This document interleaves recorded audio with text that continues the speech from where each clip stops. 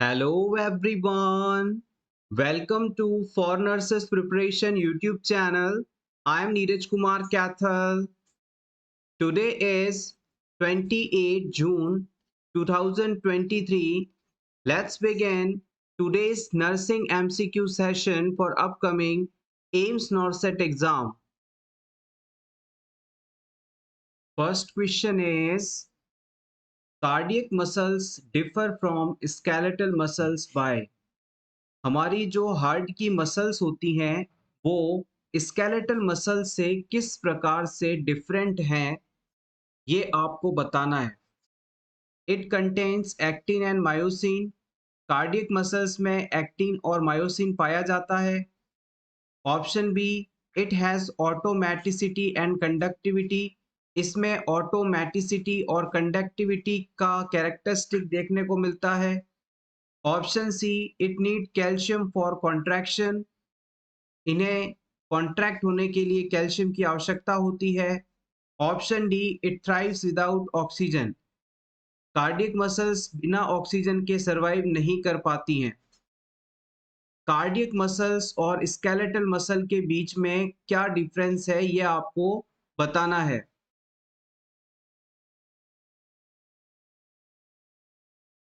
The right answer is option B, it has the automaticity and conductivity. हमारे heart की जो muscles होती हैं उनके अंदर स्पेशल टाइप के कार्डियक मसल फाइबर्स पाए जाते हैं जिनके अंदर ऑटो रिदमिसिटी सेल्फ एक्साइटेबल का गुण पाया जाता है। यानी कि अगर आप हमारे हार्ट की मसल्स को बॉडी से बाहर भी निकाल देंगे तो भी ये अपने आप अपने अंदर कॉन्ट्रैक्शंस कर लेंगी, अपने आप खुद को कॉन्ट्रैक्ट करवा लेंगी, सेल्फ एक्साइट हो जाएंगी। इस वजह से हम कार्डियक मसल्स को स्केलेटल मसल से डिफरेंट मानते हैं। याद रखिएगा हमारी जो स्केलेटल की मसल्स होती हैं हार्ट के अलावा बॉडी की जो दूसरी मसल्स होती हैं उनके अंदर अपने आप कॉन्ट्रैक्ट होने की पावर नहीं पाई जाती, जबकि हार्ट के अंदर ये स्पेशल प्रॉपर्टी देखने को मिलती है और इसी वजह से हम कार्डियक मसल्स को स्केलेटल मसल से डिफरेंशिएट भी कर सकते हैं। कार्डियक मसल्स के अंदर जो इम्पल्स की कंडक्टिविटी है गैप जंक्शंस की प्रेजेंस के कारण स्केलेटल मसल्स की तुलना में काफी तेज होती है। Next question is which of the following is the responsibility of the nurse to perform before rigor mortis occurs? किसी क्लाइंट में राइगर मॉर्टिस होने से पहले नर्स की क्या रेस्पॉन्सिबिलिटी होती है ये आपको बताना है। प्रोवाइड अ कंप्लीट बाथ, उसे कंप्लीट बाथ प्रोवाइड करवाना चाहिए। Place one pillow under the bodies head and shoulders, dead body के सिर और कंधे के नीचे पिलो रखना है, तकिया रखना है। Option C, changing the body's cloth, dead body के क्लोथ्स को चेंज करवाना है। Option D, allowing the body to relax normally, body को नॉर्मली रिलैक्स होने के लिए छोड़ देना है।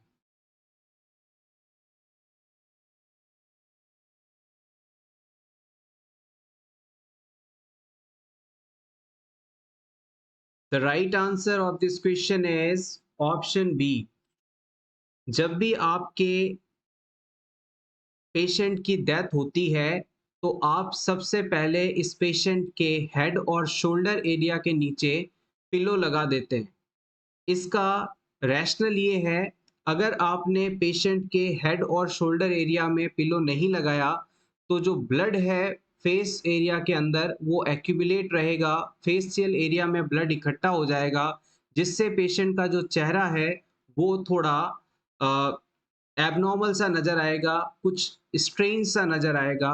और ये चीज़ ना हो, ब्लड डेथ के बाद चेहरे की तरफ से नीचे बॉडी में चला जाए ताकि चेहरे की अपीयरेंस नॉर्मल रहे। इस चीज़ के लिए हम कोशिश करते हैं कि डेथ के बाद हम डेड बॉडी के सिर के नीचे पिलो लगा देते हैं। तो ये ऑप्शन हमारा यहाँ पर सबसे ज़्यादा ज़रूरी रहेगा। राइगर मोर्टिस टर्म का मतलब होता है कि क्लाइंट की डेथ बॉडी डेथ के बाद अकड़ने लगती है स्टिफ हो जाती है, यही चीज़ राइगर मोर्टिस के नाम से जानी जाती है। और आपको कभी भी डेड बॉडी को पूरी तरह से बाथ नहीं करवाना होता है। पेशेंट जिसकी डेथ हुई है, अगर उसके शरीर का वो हिस्सा जो कि किसी सॉल्यूशन, मेडिसिन या बॉडी सिक्रीशन के कारण गंदा हो चुका है, कंटैमिनेटेड है, तो हमें सिर्फ़ उस एरिया को क्लीन करना है, उस पर्टिकुलर पार्ट को साफ़ करना है और डेड बॉडी को कंप्लीट बाथ करवाने की, पूरी तरह से साफ़ करने की जो ज़िम्मेदारी होती है, वो मोर्टिशियन की होती है। हमें यहाँ पर पूरी बॉडी को क्लीन नहीं करना होता, सिर्फ़ वो पार्ट जो कि सॉइल्ड है, गंदा है, उसे हम सिर्फ़ साफ़ कर देते हैं। इसके बाद जब हम डेड बॉडी को रैप करते हैं शाउट के अंदर, कफ़न के अंदर, बाहर उनके फैमिली मेंबर्स को देने के लिए, तो हमें सबसे पहले उस पेशेंट के बॉडी के जो पुराने गंदे कपड़े हैं, उन्हें साफ-सुथरे कपड़े पहनाना होता है और उसकी जो आइज़ होती हैं, माउथ होता है, उसे क्लोज़ करना होता है। तो ये हमारी सारी रिस्पॉन्सिबिलिटीज़ होती हैं। एक बार फिर से समझ लीजिएगा, आपके अंडर में जो पेशेंट था, अगर उसकी डेथ हो जाती है, तो आप उस पेशेंट के हेड और शोल्डर एरिया के नीचे एक पिलो लगा देंगे ताकि उस पेशेंट का चेहरा डिस्कलर ना हो। दूसरी बात, अब इस पेशेंट के बॉडी का वह पार्ट जो कि कंटैमिनेटेड है, सॉइल्ड है, गंदा है, आप सिर्फ़ उस एरिया को क्लीन करेंगे। इसके बाद पूरी बॉडी को कंप्लीट बाथ करवाने की जो ज़िम्मेदारी होती है, वो मोर्टिशियन की होती है। जब पेशेंट को आप श्राउड में लपेटेंगे, कफ़न में लपेटेंगे, तो उस समय आपको उसके कपड़े चेंज करवाने हैं, यानी उसे साफ-सुथरे कपड़े पहनाने हैं और उसकी आइज़ और माउथ को क्लीन करना है, ये हमारी ड्यूटी है। Next question is bluish discoloration of the cervix during pregnancy is known as। Pregnancy period में यूट्रस का जो सर्विक्स पार्ट होता है, नेक ऑफ यूट्रस वाला पार्ट होता है, वो नीले कलर का हो जाता है, तो इसे आप कौन-सा साइन कहते हैं? Jacquemier, Hegar's, Chadwick, गुडेल।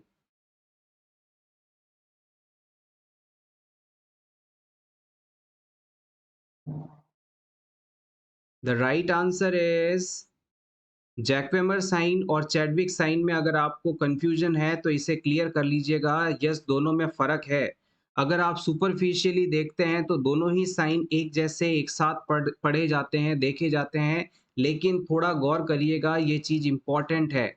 अगर प्रेगनेंसी पीरियड में सर्विक्स वाला पार्ट नीला पड़ जाता है तो इसे हम चैडविक साइन के रूप में जानते हैं। डिस्कलरेशन या फिर ऐसे कहें bluish discolouration of the cervix during pregnancy is known as Chadwick sign. अब जैक्वेमर साइन क्या है?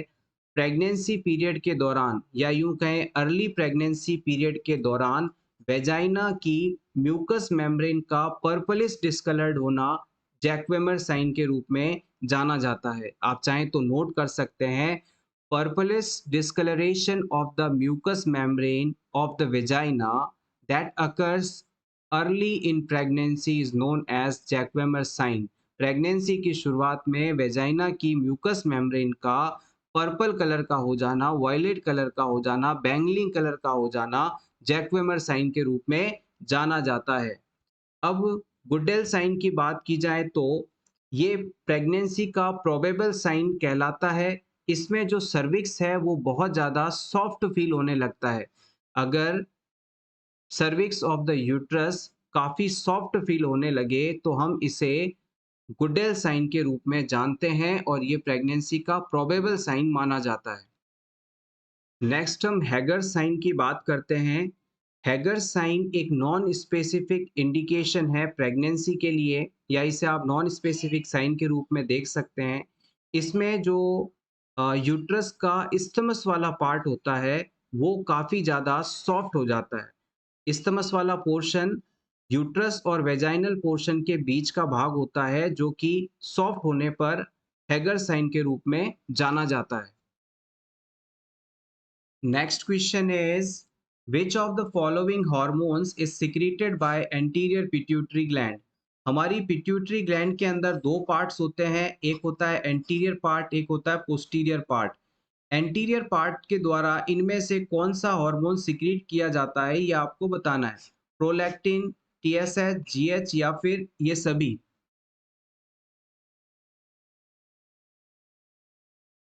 The right answer is option D. हमारी जो पिट्यूटरी ग्लैंड है उसके एंटीरियर पार्ट के द्वारा ये सभी हार्मोन सिक्रीट किए जाते हैं। आप चाहें तो अपने रिवीजन के लिए इनका स्क्रीनशॉट ले सकते हैं। सबसे पहला है ACTH, जिसका फुल फॉर्म है adreno corticotropic hormone. Adreno corticotropic hormone. Second आता है TSH, थायराइड स्टिमुलेटिंग हार्मोन। फिर आता है LH यानी ल्यूटिनाइजिंग हार्मोन। फिर आता है FSH यानी फॉलिकल स्टिमुलेटिंग हार्मोन। फिर आता है PRL यानी प्रोलैक्टिन। फिर आता है ग्रोथ हार्मोन। फिर आता है मिलेनोसाइट स्टिमुलेटिंग हार्मोन। इस तरह से ये 7 इंपॉर्टेंट हार्मोन एंटीरियर पिट्यूटरी द्वारा सिक्रीट किए जाते हैं। अगर आपसे पोस्टीरियर पिट्यूटरी ग्लैंड के बारे में पूछ लिया जाए तो आप बता सकते हैं वहां से ऑक्सीटॉक्सिन और ADH हार्मोन का सिक्रीशन किया जाता है। ADH को हम वैसोप्रेसिन के नाम से भी जानते हैं। Next question is first organ affected by hypertension is. अगर किसी व्यक्ति को हाई ब्लड प्रेशर रहता है, हाइपरटेंशन रहता है, तो उसमें उसकी बॉडी का सबसे पहला ऑर्गन कौन सा है जो अफेक्ट होगा? No options for this question. Yes, the right answer is heart. Heart हमारे शरीर का वह पहला ऑर्गन है जो कि हाइपरटेंशन में सबसे पहले प्रभावित होता है। Next question is a patient is admitted to the psychiatric ward refusing to eat breakfast by stating that the food is poisoned. This kind of response is an example of। आपके psychiatric ward के अंदर एक ऐसा patient है जो कि breakfast खाने से मना कर देता है और कहता है कि इस खाने के अंदर जहर मिला हुआ है, पॉइजन मिला हुआ है। तो क्लाइंट के इस बिहेवियर को देखकर आप इस क्लाइंट में कौन सी कंडीशन का अनुमान लगाएंगे? क्या इसे हैल्यूसिनेशन हो रहा है, डेल्यूशन हो रहा है, इल्यूजन हो रहा है, या फिर एम्पैथी हो रहा है?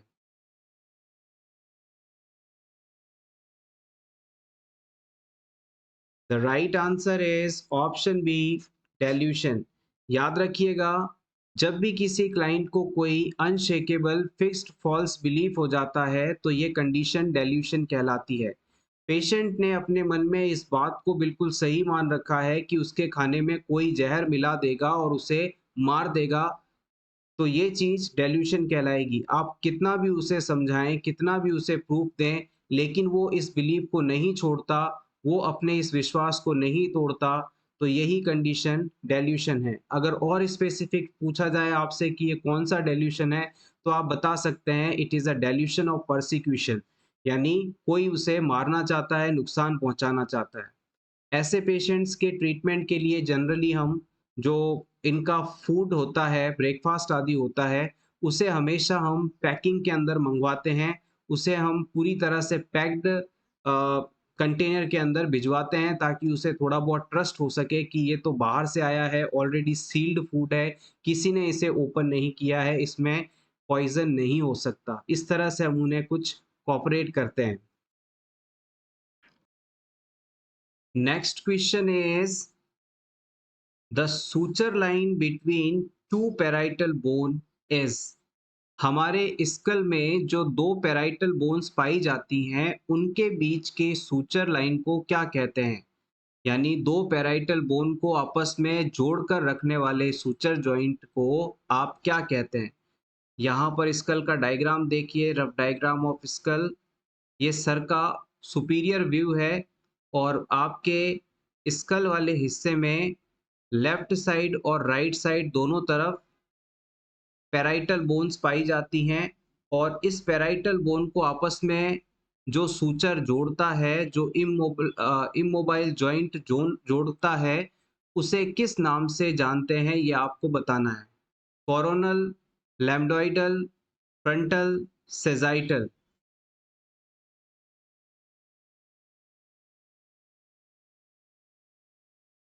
हमारे स्कल के अंदर टोटल चार प्रकार के सूचर्स पाए जाते हैं। पहला है सेजाइटल, फिर है लैम्डोइडल, फिर आता है फ्रंटल, फिर आता है कोरोनल। इनमें से आपको बताना है कि पैराइटल बोन को आपस में कौन जोड़ता है। Yes, the right answer is option D, sagittal suture. यहाँ पर जो रेड कलर से हमने डायग्राम ड्रॉ किया है, ये वाले सूचर का नाम है सेजाइटल सूचर। इसे हम सेजाइटल सूचर के रूप में जानते हैं। Sutures are the immobilized joints that holds two bones very tightly. Next suture की बात कर लेते हैं। यहाँ पर अब ये जो एरिया आप देख रहे हैं, this is the frontal bone. इसे हम फ्रंटल बोन एरिया के रूप में जानते हैं।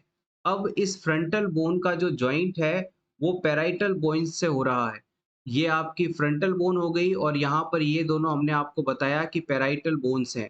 अब ये फ्रंटल बोन इस विशेष सूचर के द्वारा पैराइटल बोन से जुड़ी होती है। इस सूचर को हम नाम देते हैं कोरोनल सूचर। ये ब्लैक कलर से जो सूचर हमने यहाँ ड्रॉ किया है, इसे हम कोरोनल सूचर का नाम देते हैं।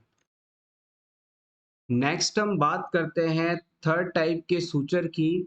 इसे हम लैम्डोइडल सूचर का नाम देते हैं।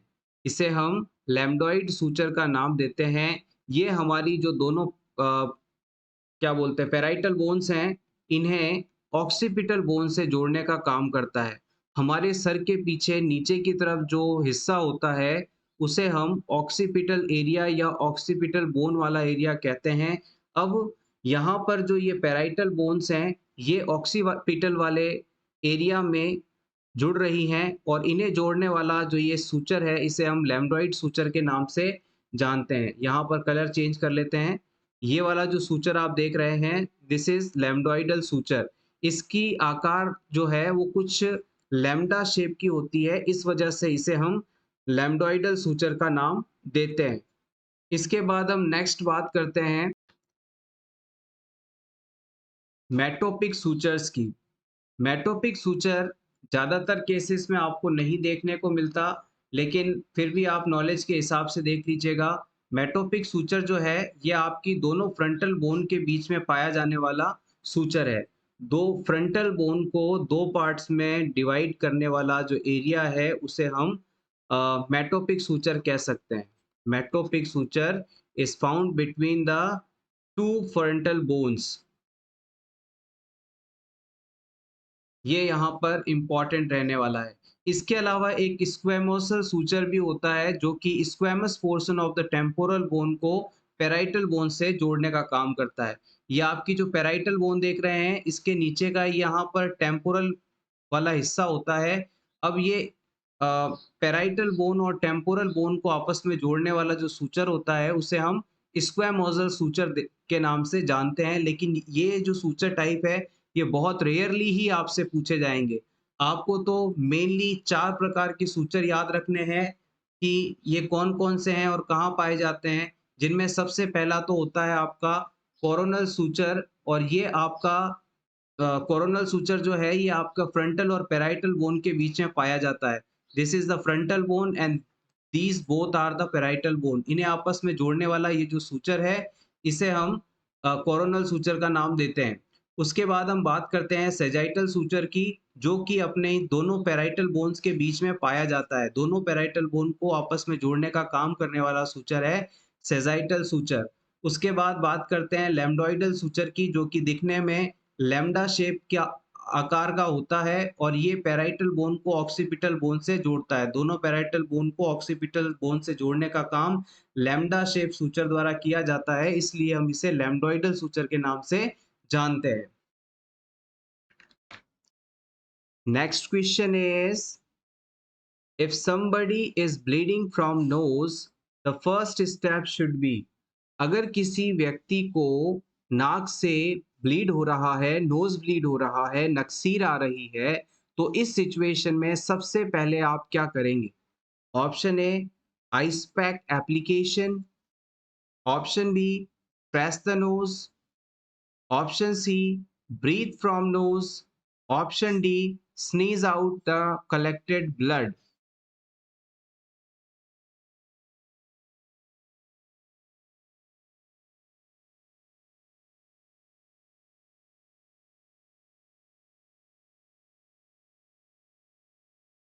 The right answer is option B, press the nose. जब भी क्लाइंट को एपिस्टैक्सिस होता है, नोज ब्लीड होता है, तो सबसे पहले हम नोज को प्रेस करते हैं ताकि जो डैमेज्ड ब्लड वेसल्स हैं उन पर दबाव पड़े और ब्लड क्लॉटिंग प्रोसेस हो सके, जिससे ब्लीडिंग रुक जाए। नोज को प्रेस करके आप पेशेंट को बैठकर अपने सर को आगे की तरफ झुकाने के लिए कहते हैं ताकि रिस्क ऑफ एस्पायरेशन कम से कम हो जाए। अब पेशेंट को कम से कम 10 मिनट तक लगातार नोज को प्रेस करके रखना है, माउथ से ब्रीथिंग करनी है और अपने सर को आगे की तरफ झुकाकर रखना है। इन सभी मेथड्स को इस्तेमाल करके जनरली जो नोज ब्लीड है वो रुक जाता है। Next question is A client receiving morphine sulfate should be observed for। किसी व्यक्ति को आपने सीवियर पेन से छुटकारा दिलाने के लिए, बहुत तेज दर्द से निजात दिलाने के लिए मॉर्फिन सल्फेट नाम की ड्रग एडमिनिस्टर करी। अब इस पेशेंट में कौन सी कॉम्प्लिकेशन या फाइंडिंग को आप ऑब्जर्व करेंगे? रेस्पिरेटरी डिप्रेशन, ब्लड डिस्कैरियोसिस, गैस्ट्राइटिस या फिर जॉन्डिस? मॉर्फिन सल्फेट जो है ये ओपियोइड ग्रुप की एनाल्जेसिक मेडिसिन है और ये ओपियम द्वारा तैयार की जाती है। मॉर्फिन सल्फेट हमारे सेंट्रल नर्वस सिस्टम में मौजूद रिसेप्टर्स से बाइंड हो जाती है और इसके बाइंड होने के बाद हमें पेन का अनुभव नहीं होता, यानी कि ये सीवियर पेन को कंट्रोल करने के लिए इस्तेमाल की जाती है।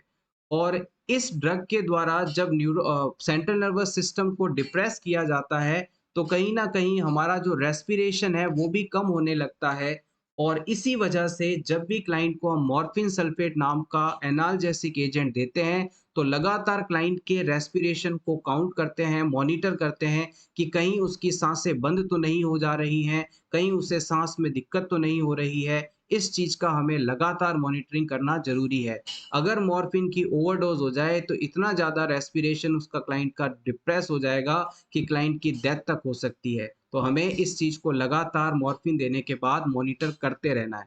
अगर किसी क्लाइंट में मान लीजिए मॉर्फिन सल्फेट की ओवरडोज हो गई या इसकी टॉक्सिसिटी डेवलप होने लग जाती है तो यहाँ पर एंटीडोट भी आता है इसका, यानी इस ड्रग के इफेक्ट को खत्म करने की दवा भी आती है। इसे हम नारकेन या नैलोक्सोन के नाम से जानते हैं। इसका जो आप नाम लिखिएगा नैलोक्सोन, या फिर इसे आप मार्केट में नारकेन नाम से खरीद सकते हैं। तो ये जो ड्रग है ये इस ड्रग के ओवरडोज या इसके साइड इफेक्ट्स को ठीक कर देगी और पर्सन में अब रिलीफ होने लगेगा। Next question is the nurse is caring for a patient with peripheral vascular disease. To correctly assess the oxygen saturation level, the monitor may be placed on the। किसी पेशेंट को peripheral vascular disease है, यानी कि periphery area की blood vessels में problem है। अब इस पेशेंट का हमें यदि ऑक्सीजन सैचुरेशन लेवल चेक करना हो तो हम सैचुरेशन मॉनिटर को किस जगह पर लगाएंगे? एब्डोमेन पर, एंकल पर, ईयर लोब पर, चिन पर?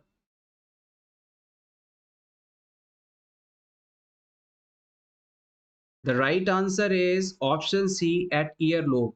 हम कान के पिन्ना वाले एरिया पर, ईयर लोब वाले हिस्से पर सैचुरेशन मॉनिटर या पल्स ऑक्सीमीटर को लगा सकते हैं। Next question is scheduled activity therapy used for the patient with. Scheduled activity therapy किस डिजीज से सफरिंग पेशेंट के लिए इस्तेमाल की जाती है? नेगेटिव सिम्टम्स ऑफ सिजोफ्रेनिया वाले पेशेंट्स में, डिप्रेशन, मेनिया या फिर ओसीडी वाले पेशेंट्स में?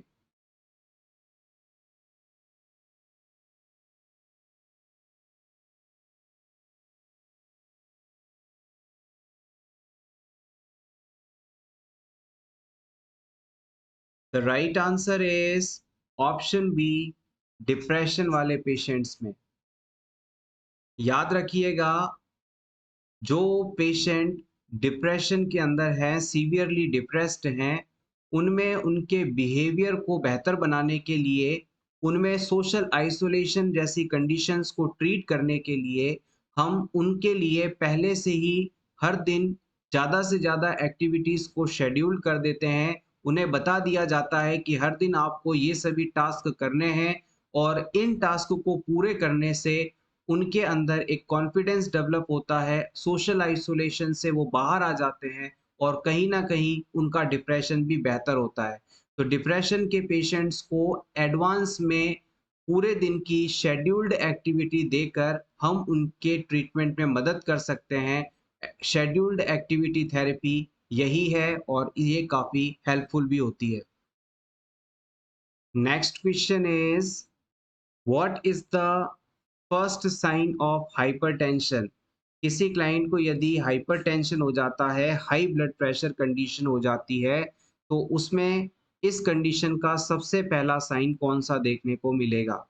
No options for this question.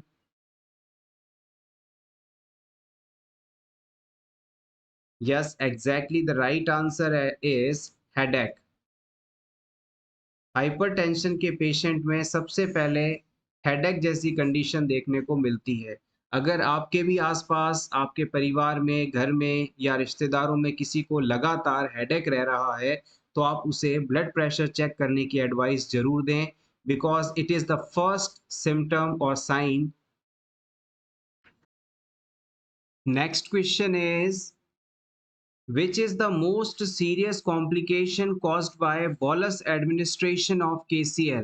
अगर किसी क्लाइंट को आपने पोटेशियम क्लोराइड बोलस रूप में एडमिनिस्टर कर दिया यानी अचानक बिना डिसॉल्व किए एक साथ फोर्सफुली एडमिनिस्टर कर दिया, तो इससे कौन सा मोस्ट सीरियस कॉम्प्लिकेशन देखने को मिल सकता है? Arrhythmia and cardiac arrest, respiratory depression, paralytic ileus या फिर ये सभी?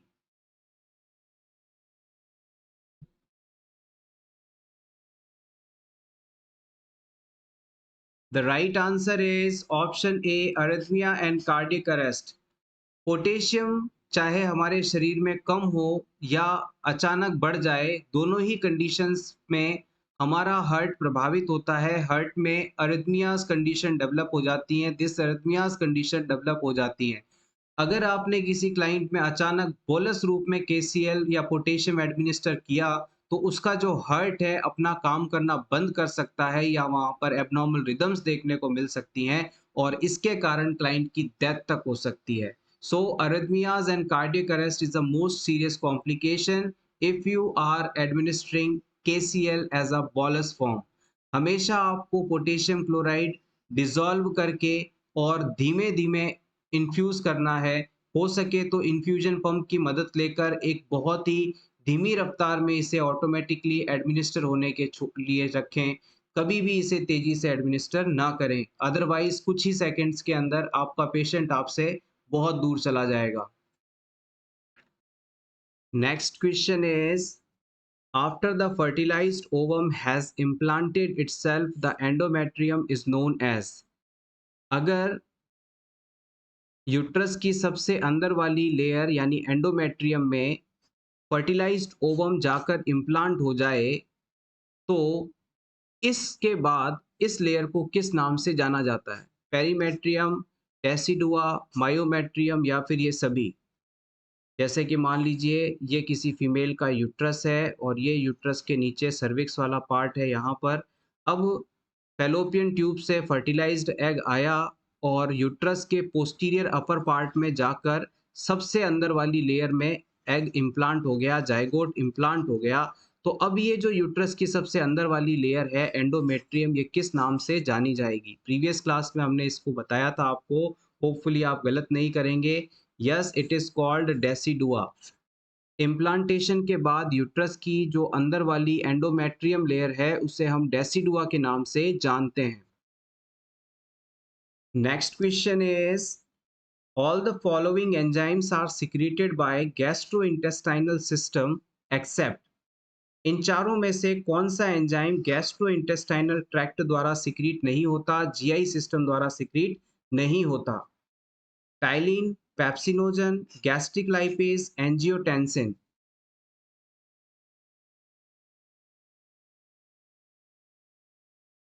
Option D is correct here.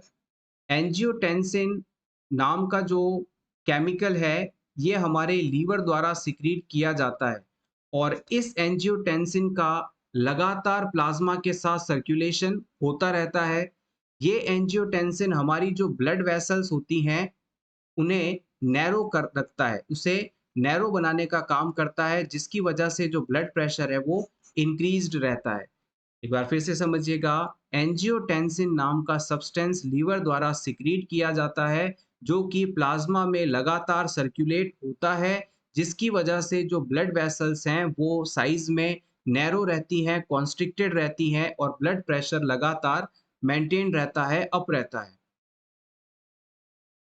Next question is, what is the priority need that must be included in the care of child who is having pneumonia?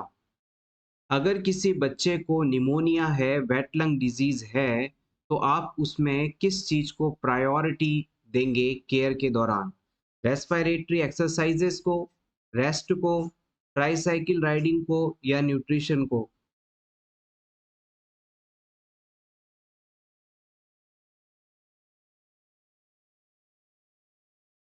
Pneumonia को हम wait lungs disease के रूप में भी जानते हैं। मोस्टली इसका cause bacteria होता है और बैक्टीरियल इन्फेक्शन के कारण हमारे जो लंग्स होते हैं उनके अंदर फ्लूइड एक्यूमुलेशन होने लगता है, जिससे प्रॉपर गैसेस एक्सचेंज नहीं हो पाता और क्लाइंट में प्रॉपर एनर्जी का फॉर्मेशन भी नहीं होता। तो ऐसे सभी बच्चे जिनमें निमोनिया जैसी कंडीशन है, उनमें हम रेस्ट को प्रायोरिटी से देखते हैं। यानी कि अगर हमारे शरीर में प्रॉपर गैसियस एक्सचेंज नहीं होगा तो ऑक्सीजन की कमी होगी। ऑक्सीजन के अभाव में हमारे शरीर में प्रॉपर एनर्जी का प्रोडक्शन नहीं हो पाएगा और एनर्जी नहीं होगी तो बच्चे को थकान महसूस होगी और उससे डिस्कम्फर्ट रहेगा, अनप्लीजेंट फीलिंग होगी, ये सभी चीज़ें होंगी। तो बच्चे में एनर्जी को बचाने के लिए हम उसे ज़्यादा से ज़्यादा रेस्ट करने के लिए कहते हैं, ताकि जो उसके शरीर में एनर्जी बन पा रही है, वो उसके रेस्पिरेशन को लगातार बनाए रखने हेतु खर्च की जा सके। So always remember, in pneumonia client you must take rest as a priority. Next question is, this is not the effect of cold therapy. किसी क्लाइंट को यदि आप कोल्ड थेरेपी देते हैं, बर्फ या ठंडे पानी से सेक करते हैं, तो उसके कारण कौन सा इफेक्ट नहीं आता, ये आपको बताना है।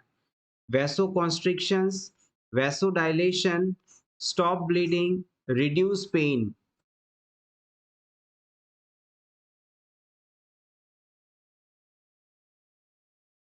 The correct answer is option B, vasodilation. जब भी किसी जगह पर आप कोल्ड थेरेपी अप्लाई करते हैं, तो उस एरिया की जो ब्लड वेसल्स हैं वो आपको कॉन्स्ट्रिक्ट मिलेंगी, यानी सिकुड़ जाएंगी। इसके अलावा ब्लड वेसल सिकुड़ने के कारण उस जगह ब्लड सप्लाई भी कम होगी और जो क्लॉट फॉर्मेशन प्रोसेस है वो होगा, तो इस ब्लीडिंग रुक जाएगी। सेंसेशन, नर्व एंडिंग्स भी जो हैं अपना सेंसेशन कुछ लॉस करने लगेंगी, तो वहां पर पेन भी कम होने लगेगा। वैसोडाइलेशन कब होती हैं, ब्लड वेसल्स अपने आकार में कब बढ़ जाती हैं, डायलेट हो जाती हैं, जब उन्हें आप हीट थेरेपी देते हैं। अगर किसी जगह पर आप हीट अप्लाई करते हैं, हीट थेरेपी देते हैं, तो उस जगह की जो ब्लड वेसल्स हैं वो डायलेट हो जाती हैं। Next question is, constant presence of a disease into a geographic area is called? अगर किसी निश्चित क्षेत्र में एक डिजीज लगातार पाया जाता हो, कभी एंड ही नहीं होता हो, तो ये किस नाम से जाना जाता है? Epidemic, endemic, sporadic, pandemic?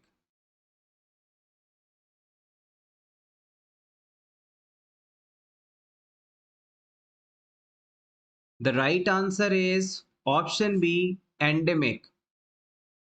यहाँ पर इस चीज को याद रखने का तरीका देख लीजिएगा। एंडेमिक, एंडेमिक वर्ड के अंदर एंड शब्द आ रहा है। एंड का मतलब होता है अंत या समाप्ति। अब इसे इस तरह से मॉडिफाई करें कि ऐसा कोई डिजीज जो कभी एंड नहीं होता, कभी खत्म नहीं होता, हमेशा पाया जाता है, एंडेमिक डिजीज कहलाता है। जब भी आप एंडेमिक शब्द सुनेंगे तो वहां पर एंड वर्ड से आप इस चीज को याद रखेंगे कि ऐसी डिजीज कंडीशन जो किसी निश्चित जियोग्राफिकल एरिया में हमेशा पाई जाती है, कभी खत्म नहीं होती, उसे एंडेमिक डिजीज का नाम दिया जाएगा। इंडिया के अंदर अगर आपसे पूछ लिया जाए कि कौन-कौन सी डिजीजेस को हम एंडेमिक कह सकते हैं, तो आप नोट कर लीजिएगा मलेरिया। मलेरिया डिजीज भारत के लिए एंडेमिक डिजीज हो सकती है। फिर ट्यूबरकुलोसिस डिजीज हो सकता है, कॉलेरा हो सकता है। ये चीजें, ये डिजीज कंडीशंस ये भारत में हमेशा पाई जाती हैं, कभी एंड नहीं होती। Next question is Red Ribbon Express is related to Red Ribbon Express किससे संबंधित है? Malaria awareness, AIDS awareness, cancer awareness या पोलियो अवेयरनेस से?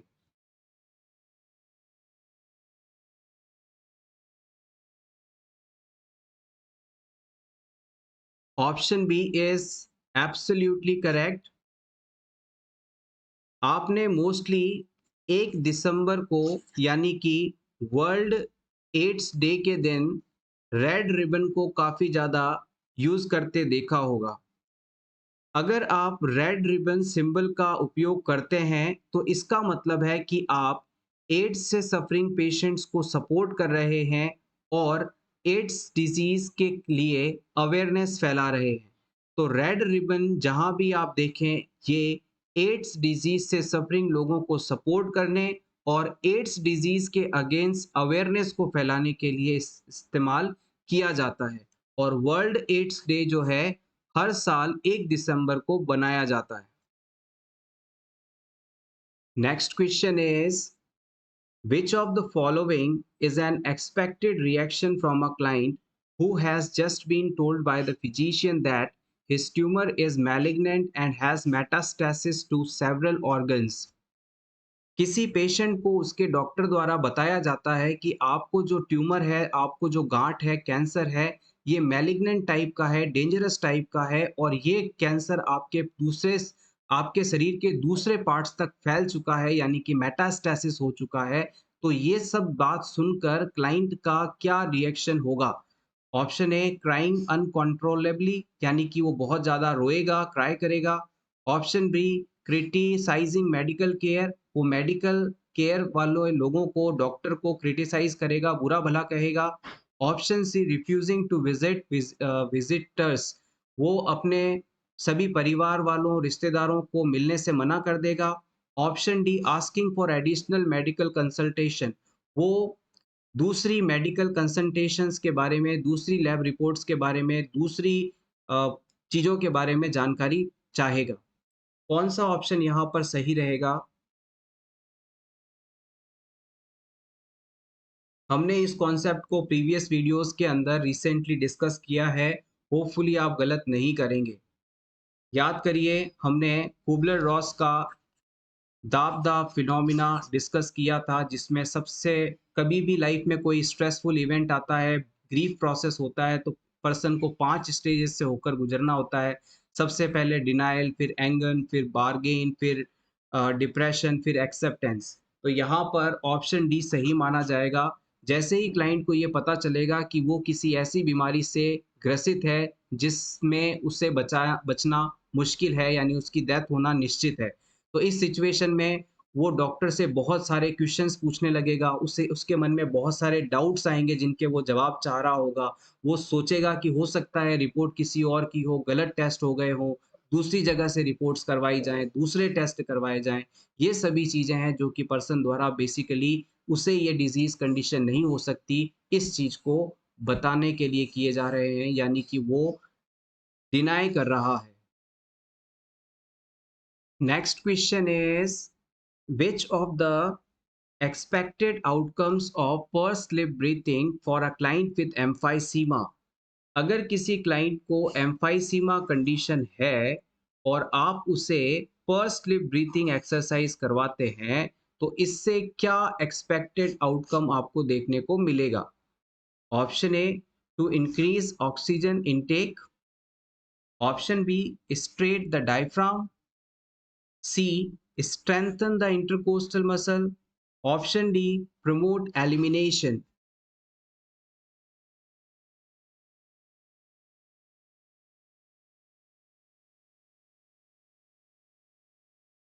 The correct answer is option D, promote elimination. जब भी हम क्लाइंट को पर्स लिप ब्रीथिंग करने के लिए कहते हैं, तो इस एक्सरसाइज से क्लाइंट के एल्वियोलाइज में एयर ट्रैपिंग कम हो जाती है, जिससे कि एलिमिनेशन प्रमोट होता है, यानी कि जो CO2 है अंदर, वो लंग्स से बाहर निकल आती है, एलिमिनेशन बेहतर होने लगता है। जब भी हम क्लाइंट को पर्स स्लिप ब्रीथिंग कराते हैं, तो उससे क्लाइंट के रेस्पिरेशन रेट और डेप्थ में इंप्रूवमेंट देखने को मिलता है। आइए अब बात कर लेते हैं कि ये पर्स स्लिप ब्रीथिंग एक्सरसाइज किस प्रकार से परफॉर्म की जाती है। पर्स स्लिप ब्रीथिंग करने के लिए हम क्लाइंट को रिलैक्स पोजीशन में बैठने या लेटने के लिए कहते हैं, और फिर उसे नोज से ब्रीथ इन करने के लिए कहते हैं, यानी नाक से सांस लेने के लिए कहते हैं। अब क्लाइंट से कहा जाता है कि वो अपने लंग्स और एब्डोमेन एरिया में एयर को फिल करे। अब जब एयर फिल हो जाए, तो अब अपने होठों को गोल मोड़कर, यानी कि जब आप किसी हॉट फूड को ठंडा करने के लिए फूंक मारते हैं, उस तरह से अपने होठों को गोल घुमाइए। जब आप किसी जगह पर एयर ब्लो करते हैं, फूड को ठंडा करने के लिए उसमें फूंक मारते हैं, तो आपके होठ किस प्रकार से गोल हो जाते हैं, उसी प्रकार से अपने होठों को पर्स कीजिए, यानी गोलाकार रूप में लाइए, और सारी एयर को होठों से बाहर, मुंह से बाहर धीरे-धीरे निकालने के लिए कहिए। यही एक्सरसाइज पर्स स्लिप ब्रीथिंग कहलाती है। एक बार फिर से समझिएगा, आप क्लाइंट को बिल्कुल रिलैक्स होकर बैठने के लिए कहेंगे, और फिर उसे नाक से सांस लेने के लिए कहेंगे। जब क्लाइंट सांस ले ले, तो उसे अब अपने मुंह से सांस को बाहर धीरे-धीरे लिप्स को पर्स्ड शेप में करके छोड़ने के लिए कहेंगे। अब क्लाइंट को इस बात का ध्यान रखना है कि जितना समय उसे एयर इन करने में लगा है, उससे डबल टाइम गैस को, एयर को बाहर निकालने में लगना चाहिए। यही पर्स लिप ब्रीथिंग एक्सरसाइज कहलाती है, और इसके करने से एलिमिनेशन प्रमोट होता है। Next question is, the normal intraocular pressure is, आपको हमारी आंखों में कितना प्रेशर नॉर्मली होता है ये बताना है। 5 to 10 mm of Hg, 10 to 21 mm of Hg, 20 to 30 या फिर 15 to 25 mm of Hg।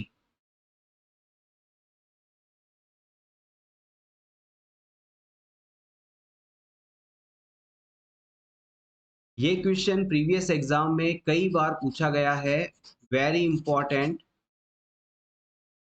Yes, option B is correct. हमारा जो इंट्रा ऑक्यूलर प्रेशर प्रेशर है, हमारी आईज के अंदर जो प्रेशर होता है, वो 10 से 21 mm ऑफ Hg के बराबर होता है। हमारी आईज में जो फ्लूइड मौजूद रहता है, उसके कारण जो प्रेशर बनता है, उसे इंट्रा ऑक्यूलर प्रेशर कहते हैं, और ये 10 से 21 mm ऑफ Hg के बीच होता है। अगर किसी क्लाइंट में 21 mm ऑफ Hg से ज़्यादा प्रेशर बढ़ने लगे, तो ये ग्लूकोमा डिजीज़ के होने को बताता है, और ग्लूकोमा डिजीज़ के अंदर आपको टनल विज़न देखने को मिलता है, और फाइनली इस डिजीज़ से पर्सन ब्लाइंड हो जाता है। अगर किसी क्लाइंट के अंदर इंट्रा ऑक्यूलर प्रेशर बढ़ रहा हो, तो उसे के ट्रीटमेंट में ड्रग ऑफ चॉइस के रूप में हम टीमोलोल का इस्तेमाल करते हैं। In next question is, dilution of abnormalities in the body function are, अगर किसी क्लाइंट को इस बात का डेल्यूशन हो जाए, अनशेकेबल फॉल्स फिक्स्ड बिलीफ हो जाए, कि उसकी बॉडी फंक्शंस जो हैं वो एबनॉर्मल हो गए हैं, चेंज हो गए हैं, डिजीज्ड हो गए हैं, तो ये कंडीशन किस प्रकार का डेल्यूशन है? Delusion of grandiose, delusion of nihilistic, delusion of somatic या फिर delusion परसिक्यूटरी?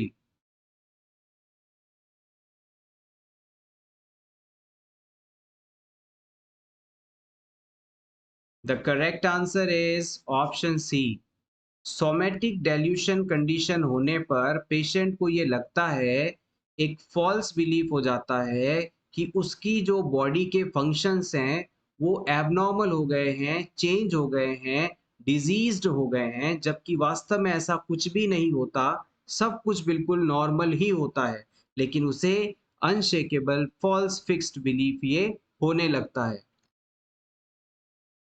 Next question is NTD should be given following RH positive delivery within।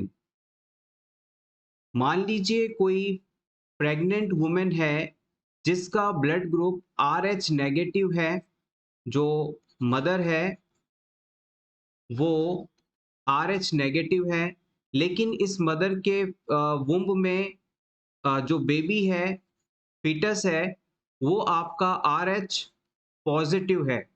अब इस सिचुएशन में मदर के जो एंटीबॉडीज हैं वो बच्चे के शरीर में मौजूद RH पॉजिटिव एंटीजन को फॉरेन पार्टिकल मानकर इस बेबी की बॉडी के अंदर डैमेज कर सकते हैं, ब्लड क्लॉट कर सकते हैं, जिसके कारण बच्चे की डेथ हो सकती है। अब मदर और बेबी के बीच में ये जो ब्लड की प्रॉब्लम है, RH आइसो इम्यूनाइजेशन वाली कंडीशन है, इसे ट्रीट करने के लिए हम एंटी डी इंजेक्शंस लगाते हैं। ये एंटी डी इंजेक्शन कब लगाया जाएगा डिलीवरी के बाद, ये आपको बताना है। डिलीवरी के बाद 6 घंटे में लगा देंगे, 24 घंटे में, 72 घंटे में या 7 दिनों में?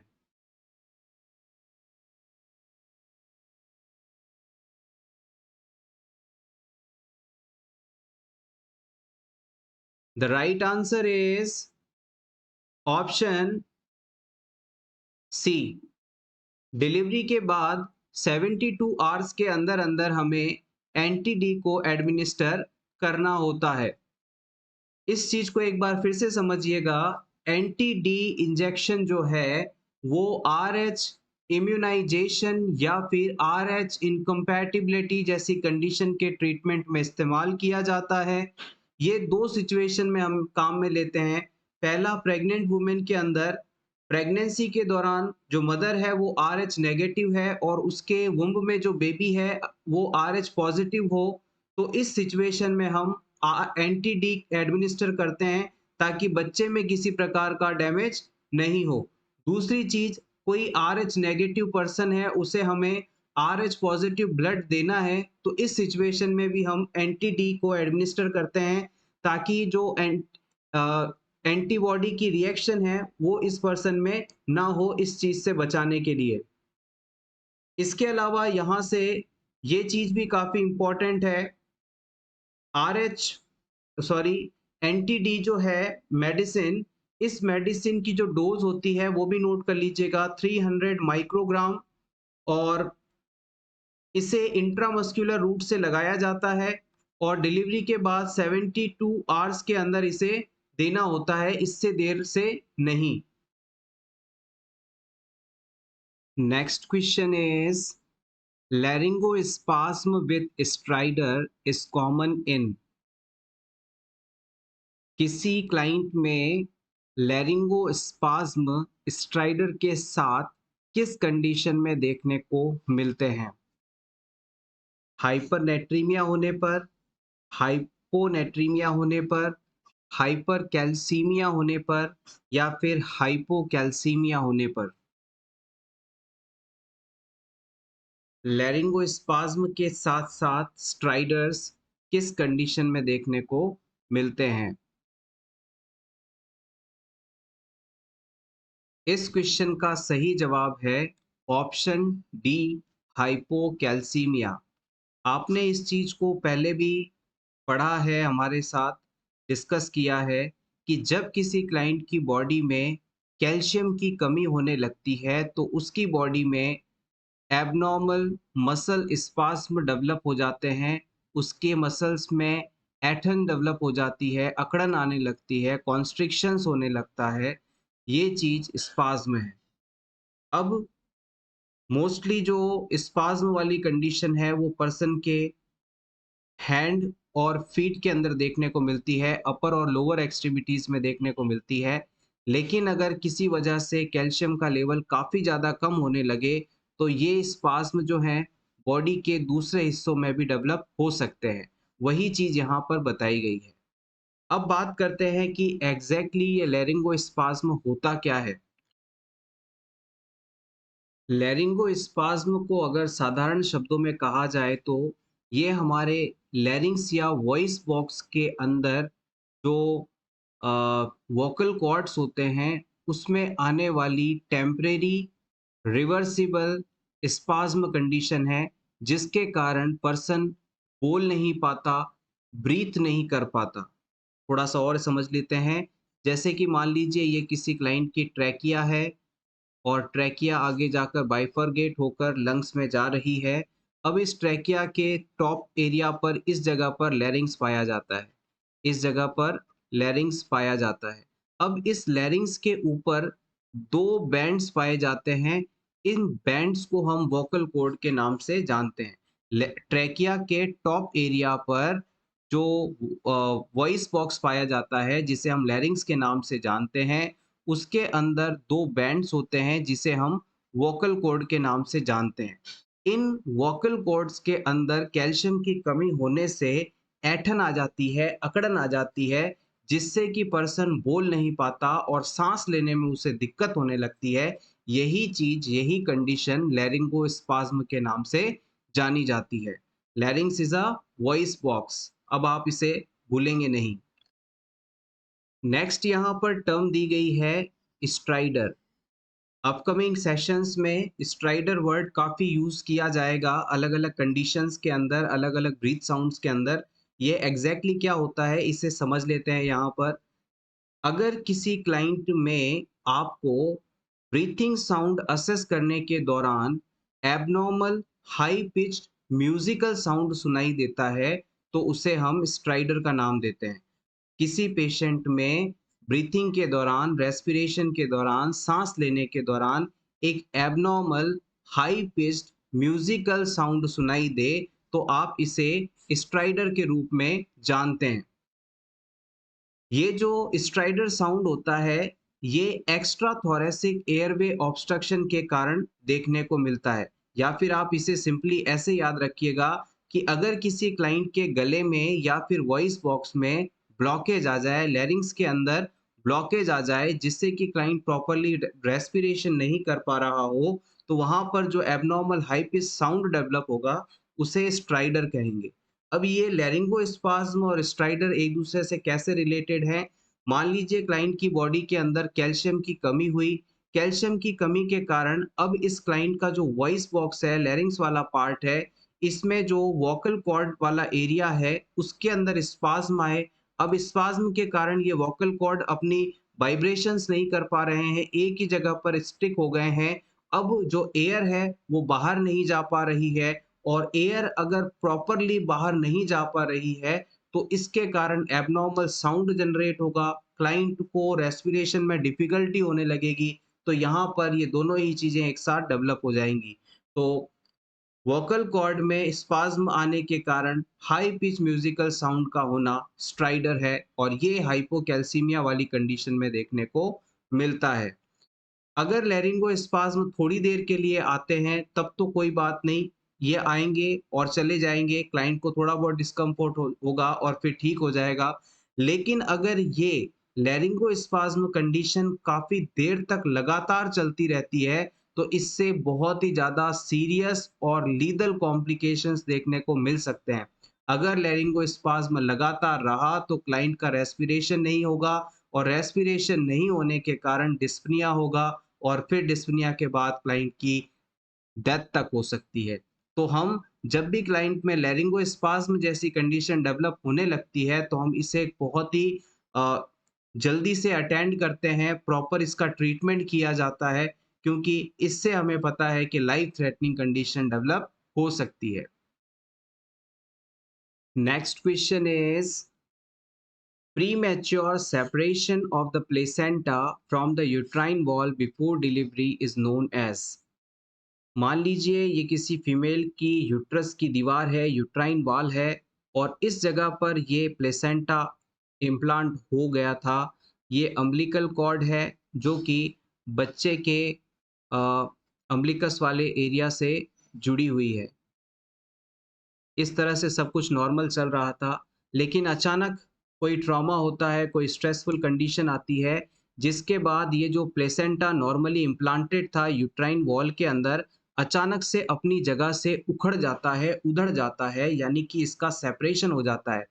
कुछ हिस्सा तो प्लेसेंटा का जुड़ा हुआ है और कुछ हिस्सा यहाँ से उखड़ जाता है, इस प्रकार से ये हट जाता है। तो इस बच्चे की डिलीवरी होने से पहले प्लेसेंटा का यूट्रस की जगह जहां पर वो चिपका हुआ था वहां से उखड़ जाना, उधड़ जाना, हट जाना, सेपरेट हो जाना क्या कहलाता है? Abruptio placenta, placenta previa, fetal distress या कॉर्ड प्रोलैप्स।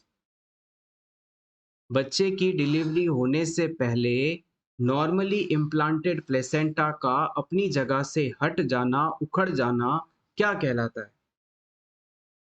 आप बिल्कुल सही हैं, option A correct. It is called abruptio placenta, it is called abruptio placenta. और इस कंडीशन के होने पर वुमेन को बहुत ही ज़्यादा पेनफुल ब्लीडिंग देखने को मिलती है।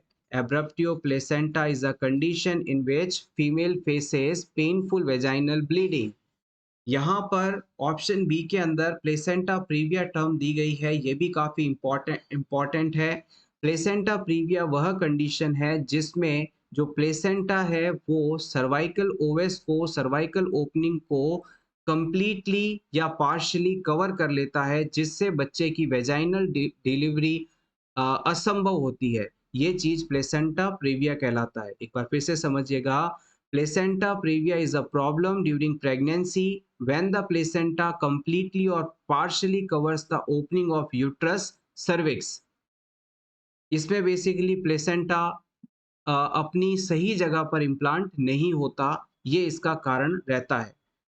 प्लेसेंटा प्रीविया की कंडीशन होने पर वुमेन को पेनलेस वेजाइनल ब्लीडिंग होती है।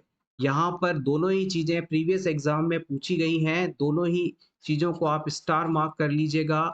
अगर आपसे पूछ लिया जाए प्रेगनेंसी में पेनफुल ब्लीडिंग का होना किस कंडीशन से रिलेटेड है, तो आप कहेंगे एब्रप्टियो प्लेसेंटा से। और आप कहें कि बिना दर्द के वेजाइनल ब्लीडिंग है, पेनलेस ब्लीडिंग है, तो आप कहेंगे ये कंडीशन प्लेसेंटा प्रीविया के होने को बताती है। Next question is what intervention should the nurse avoid to prevent contractures of the joint of lower extremities in a client with paraplegia।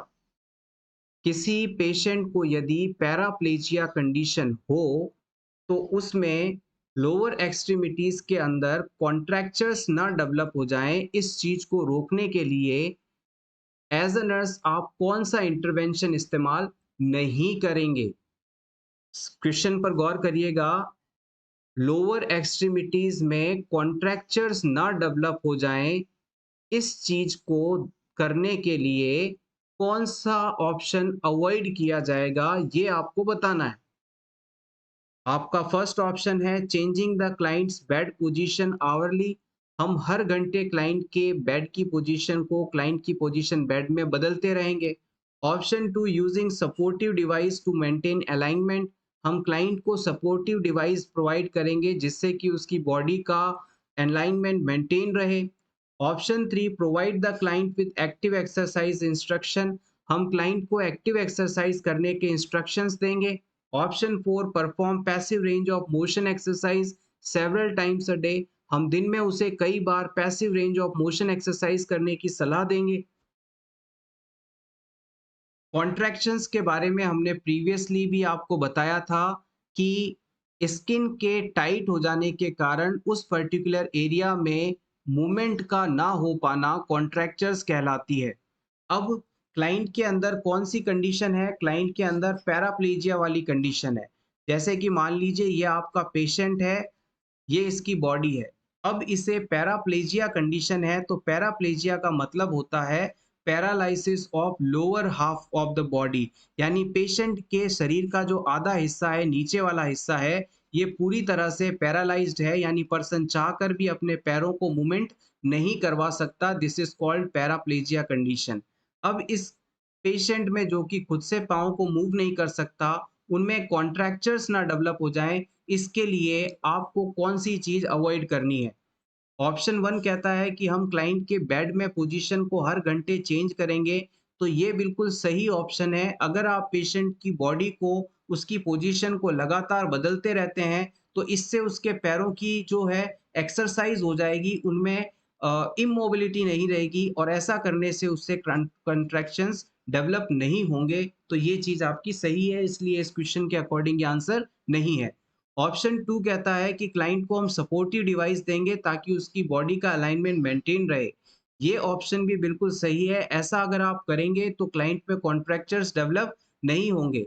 अगर आप किसी क्लाइंट को पिलो, स्प्लिंट या किसी अदर सपोर्टिव डिवाइस की मदद से पूरी बॉडी को अलाइनमेंट में रखते हैं, तो ऐसा करने से क्लाइंट के अंदर कॉन्ट्रैक्चर्स डेवलप होने की संभावना घट जाती है। उसके जो मसल फाइबर्स हैं वो शॉर्ट नहीं होते और क्लाइंट में कॉन्ट्रैक्चर्स नहीं डेवलप होंगे। तो ये चीज़ भी कॉन्ट्रैक्चर्स को प्रिवेंट करने के लिए ज़रूरी है, इसलिए राइट आंसर नहीं है।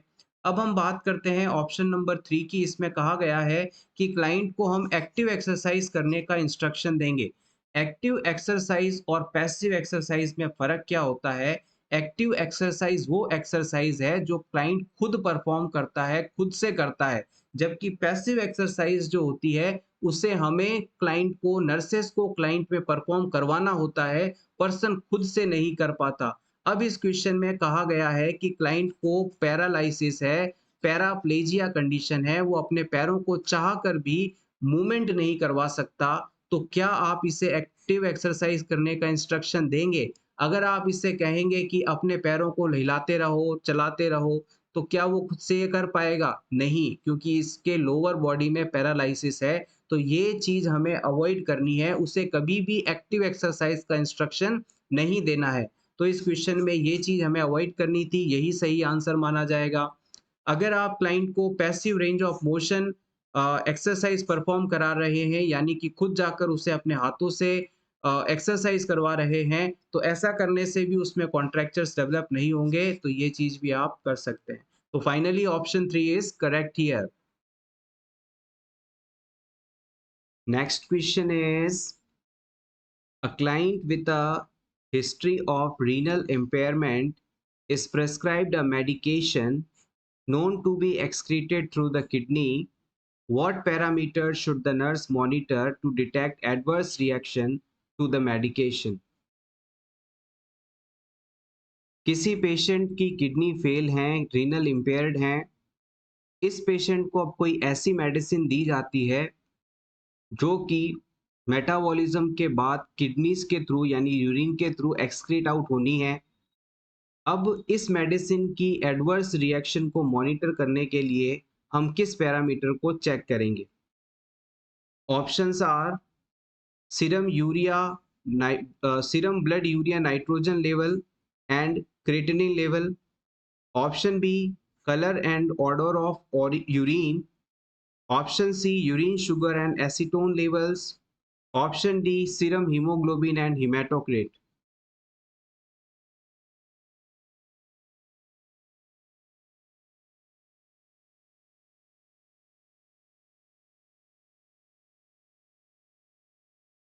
The right answer is option A.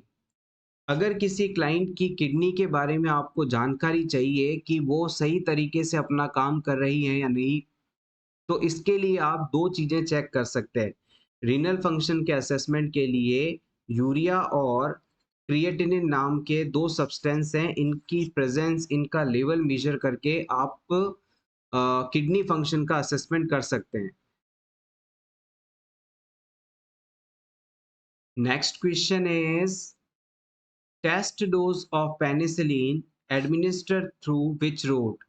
अगर किसी क्लाइंट में आपको पेनिसिलिन ड्रग एडमिनिस्टर करने से पहले इसकी टेस्ट डोज एडमिनिस्टर करनी हो कि ये दवा क्लाइंट को सूट करेगी या नहीं, ये चेक करना हो, तो जो टेस्ट डोज होती है आप उसे किस रूट से एडमिनिस्टर करते हैं? Options are intradermal, intramuscular, intravenous या फिर सबक्यूटेनियस।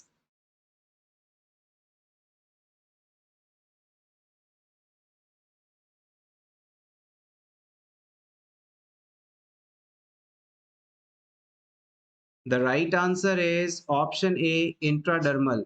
हमारे स्किन की जो सबसे बाहर वाली लेयर है उसके अंदर पेनिसिलिन का एक बहुत ही छोटा अमाउंट एडमिनिस्टर करके हम ये चेक करते हैं कि क्लाइंट की बॉडी इस ड्रग के लिए सेंसिटिव तो नहीं, इसमें ये ड्रग एलर्जी तो नहीं करेगी।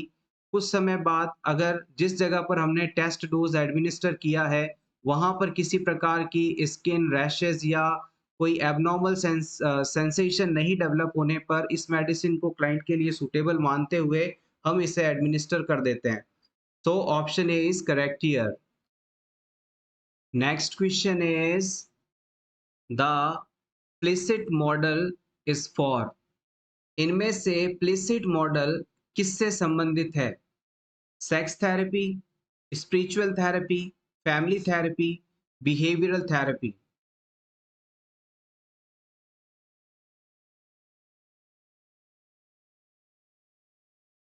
सबसे पहले तो आप प्लिसिट मॉडल में जो ये प्लिसिट शब्द है इसका फुल फॉर्म नोट कर लीजिएगा। Permission limited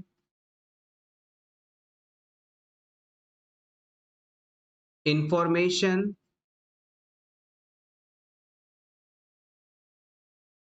permission limited information specific suggestion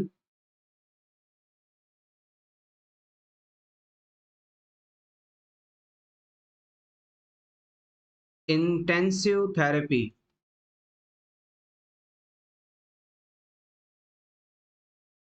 इस क्वेश्चन को प्रीवियस एग्जाम में पूछा गया है। अपकमिंग एग्जाम्स में इस तरह के क्वेश्चंस कई बार डाल दिए जाते हैं जो कि दिखने में तो ज़्यादा इम्पोर्टेंट नहीं लगते, लेकिन पूछे जाते हैं तो ये आपके अंदर 1 मार्क्स का बड़ा रोल प्ले कर सकता है और जिससे आप अपने सीट सिलेक्शन के पास भी जा सकते हैं, दूर भी जा सकते हैं। तो आप जब भी वीडियो को देखें, अपने साथ हमेशा एक कॉपी पेन रखें या स्क्रीनशॉट लेते रहें, जो कि बाद में आपके रिवीजन में हेल्प करेगा। प्लीसिड मॉडल का फुल फॉर्म है permission limited information specific suggestion intensive therapy. एक बार फिर से, permission limited information specific suggestion intensive therapy. और ये जो प्लीसिड मॉडल है ये एनएन द्वारा 1976 के अंदर दिया गया था। एनएन नाम के पर्सन ने इस प्लीसिड मॉडल को 1976 में दिया था, जो कि सेक्सुअल फंक्शनिंग से संबंधित है, सेक्स थेरेपी से संबंधित है। Next question is blood moves from right atrium to right ventricle. जब हमारे हार्ट में ब्लड राइट एट्रियम से राइट वेंट्रिकल में मूव करता है, यानी ऊपर से नीचे की तरफ शिफ्ट होता है, तो इसे किस वाल्व से होकर गुजरना पड़ता है? इस वाल्व का आपको नाम बताना है। Aortic valve, tricuspid valve, bicuspid valve या फिर इनमें से कोई नहीं। वेरी गुड, आप बिल्कुल सही हैं। Option B is correct here. It is called tricuspid valve, या इसे आप राइट एट्रियोवेंट्रिकुलर वाल्व के नाम से भी जानते हैं, because it found between the right atrium and right ventricle. Next question is largest immunoglobulin is. इनमें से सबसे बड़े आकार का इम्यूनोग्लोबुलिन कौन सा है? IgG, IgA, IgM, IgE.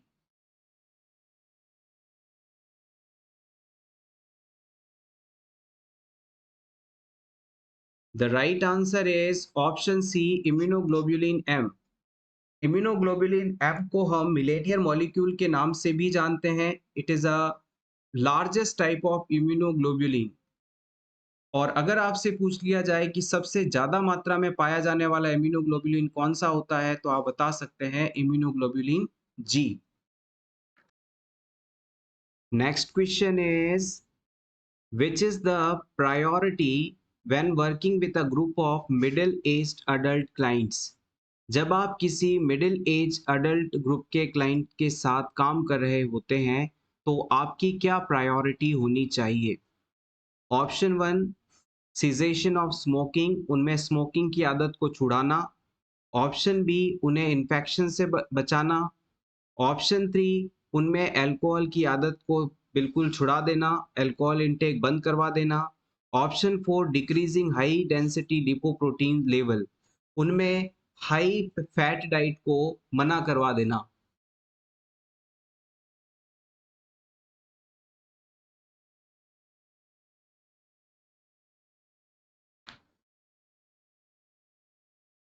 कल की क्लास में हमने डिस्कस किया था कि मिडिल एज्ड कैटेगरी के जो अडल्ट्स होते हैं, उनकी जो एज होती है, वो 45 से लेकर 65 ईयर्स के बीच में होती है। इस एज ग्रुप को हम मिडिल एज्ड अडल्ट ग्रुप के रूप में जानते हैं। और इस एज ग्रुप के लोगों के अंदर स्मोकिंग एक बहुत ही बड़ा रिस्क फैक्टर है, जिसके कारण कार्डियोवैस्कुलर डिजीज़ और हाइपरटेंशन डेवलप होते हैं। सो हमें इस उम्र के व्यक्तियों के साथ काम करते समय उन्हें अपनी स्मोकिंग की जो आदत है उसे छोड़ने के लिए जोर देना चाहिए, उन्हें मोटिवेट करना चाहिए। ऑप्शन 2 के अंदर बताया गया है प्रिवेंशन ऑफ इन्फेक्शन। इस एज ग्रुप के लोगों में इन्फेक्शन होने की रिस्क इतनी ज़्यादा नहीं रहती, इसलिए हम इसे प्रायोरिटी में नहीं रखेंगे। ऑप्शन 3 के अंदर अल्कोहल इंटेक को पूरी तरह से बंद यानी एब्स्टेन्स करने के लिए कहा गया है, जो कि आवश्यक नहीं है। इस उम्र के लोगों द्वारा एक लिमिटेड अमाउंट में अल्कोहल इंटेक किया जा सकता है। लास्ट हम बात करते हैं एचडीएल के बारे में। एचडीएल यानी हाई डेंसिटी लिपोप्रोटीन, इसे आप गुड कोलेस्ट्रॉल के नाम से भी जानते हैं। वैसे तो आपने ये सुना होगा कि अगर हमारी बॉडी में कोलेस्ट्रॉल का लेवल 200 mg पर डीएल तक है तब तक तो ठीक है, इससे ज़्यादा अगर होता है तो हार्ट डिजीजेज होने की संभावना रहती है। लेकिन एचडीएल हाई डेंसिटी लिपोप्रोटीन यानी गुड कोलेस्ट्रॉल अगर हमारे शरीर में बढ़ता है, तो इससे हमारे हार्ट की हेल्थ पर अच्छा प्रभाव पड़ता है, ना कि बुरा। जब हम एक अच्छे रूटीन को फॉलो करते हैं, अच्छी डाइट लेते हैं, एक्सरसाइज करते हैं, तब इस एचडीएल का निर्माण हमारे शरीर के अंदर होता है और ये हमें अच्छी हेल्थ देने के लिए रिस्पॉन्सिबल माना जाता है। इसके अपोजिट लो डेंसिटी लिपोप्रोटीन होता है, जिसे हम बैड कोलेस्ट्रॉल के नाम से जानते हैं। अगर इसकी मात्रा हमारे शरीर में बढ़ती है तो ये हमारे हार्ट डिजीज हमारी हार्ट की हेल्थ के लिए बुरे माने जाते हैं। तो इस क्वेश्चन के अंदर एचडीएल का बढ़ना एक अच्छी चीज़ है, इसमें हमें कोई प्रॉब्लम नहीं है। अल्कोहल को हम लिमिट में अलाउ कर सकते हैं और इस एज ग्रुप के लिए इन्फेक्शन एक बड़ा खतरा नहीं है। इस 45 से 65 यानी मिडिल एज्ड ग्रुप अडल्ट के लिए सबसे जो ज़रूरी चीज़ है वो है कि उनकी बॉडी में कार्डियोवैस्कुलर सिस्टम के अफेक्ट होने को रोकना है, उनमें हाइपरटेंशन के रिस्क को कम करना है। इसके लिए हमें उन्हें स्मोकिंग छोड़ने के लिए कहना चाहिए। Next question is which among the following penicillin has a longest duration of action? इनमें से कौन सा penicillin longest duration of action रखता है? Potassium penicillin, benzathine penicillin, procaine penicillin G, benethamine penicillin.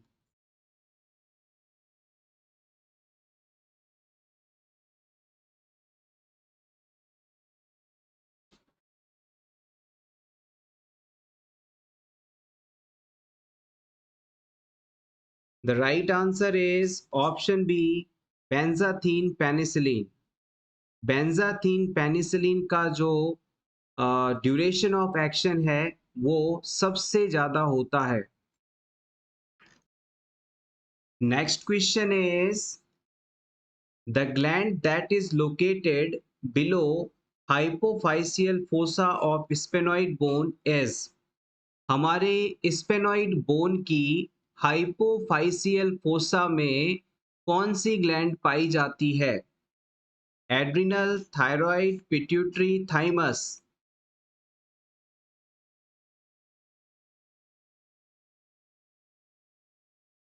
The right answer is option C, pituitary gland. आइए इससे जुड़े कुछ इंपॉर्टेंट पॉइंट्स को और डिस्कस कर लेते हैं। हमारा जो स्कल वाला एरिया होता है, सिर वाला भाग होता है, उस स्कल के मिडिल फ्रंट एरिया में यानी बीचों बीच और थोड़ा आगे वाले हिस्से में एक स्पेनॉइड बोन पाई जाती है। हमारा जो स्कल है उसके अंदर एक स्पेनॉइड नाम की बोन पाई जाती है। अब इस स्पेनॉइड बोन के अंदर एक सेला टर्सिका नाम का स्पेस होता है। क्या होता है? सेला टर्सिका। इस सेला टर्सिका के अंदर एक गहरा हिस्सा होता है, डीप डिप्रेशन वाला पार्ट होता है। इस डीप डिप्रेशन वाले पार्ट को हम हाइपोफाइसियल फोसा के नाम से जानते हैं। क्या नाम देते हैं इसे? हाइपोफाइसियल फोसा। और इस हाइपोफाइसियल फोसा के अंदर पिट्यूटरी ग्लैंड पाई जाती है। ये एनाटॉमी से इम्पॉर्टेंट क्वेश्चन है और प्रीवियस एग्जाम में पूछा भी गया है। पिट्यूटरी ग्लैंड से सिक्रीट होने वाले हॉर्मोन्स और इसकी लोकेशन, इसकी एनाटॉमी, फिजियोलॉजी काफ़ी इम्पॉर्टेंट है। यहाँ से क्वेश्चंस पूछे जाते हैं। एक बार फिर से रिवाइज करेंगे। हमारा जो ब्रेन वाला हिस्सा है, स्कल वाला पार्ट है, उसमें सेंटर पार्ट में हल्का सा आगे की तरफ एक स्पेनॉइड नाम की बोन पाई जाती है। इस स्पेनॉइड बोन का एक हल्का गहरा हिस्सा होता है जिसे सेला टर्सिका कहते हैं। इस सेला टर्सिका के अंदर एक और डिप्रेशन होता है और ज्यादा गहरा भाग पाया जाता है जिसे हाइपोफाइसियल फोसा के नाम से जानते हैं। इसी हाइपोफाइसियल फोसा के अंदर हमारी जो पिट्यूटरी ग्लैंड है वो पाई जाती है। आप चाहें तो इसका स्क्रीनशॉट ले सकते हैं। Basic but important. Next question is common hallucination during delirium और डिमेंशिया। अगर किसी क्लाइंट को डेलीरियम या डिमेंशिया जैसी कंडीशन है तो उसमें सबसे ज्यादा पाया जाने वाला हेलुसिनेशन कौन सा होगा? Visual, auditory, gustatory, tactile.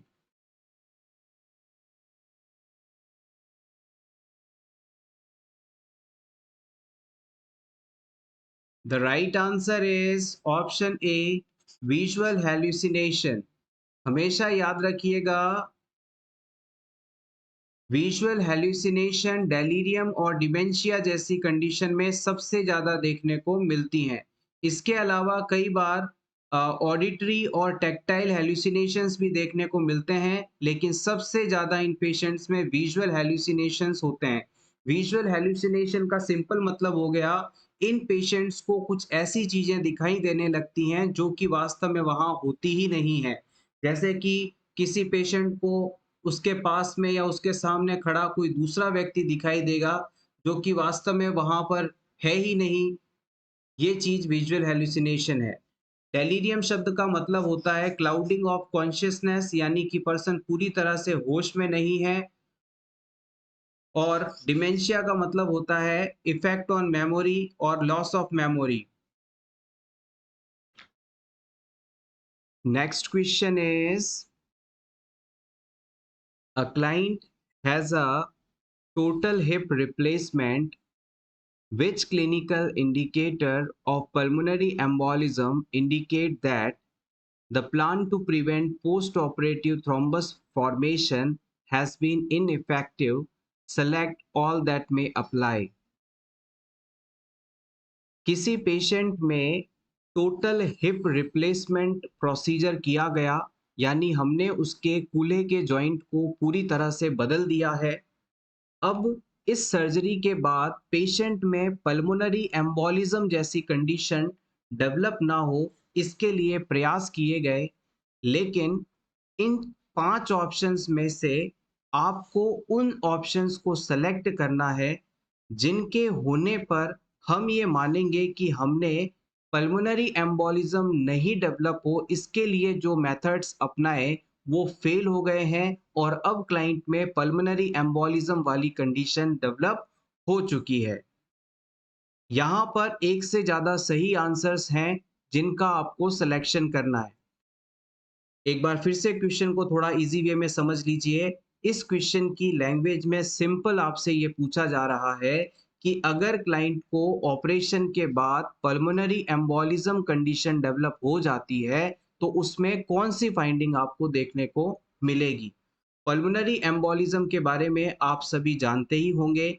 अगर किसी पेशेंट के लंग्स वाले एरिया में, फेफड़ों वाले एरिया में कोई ब्लड क्लॉट आकर अटक जाए, जिसकी वजह से लंग्स तक प्रॉपर ब्लड सप्लाई नहीं पहुंच पाए, तो ये कंडीशन पल्मोनरी एम्बोलिज्म के रूप में जानी जाती है।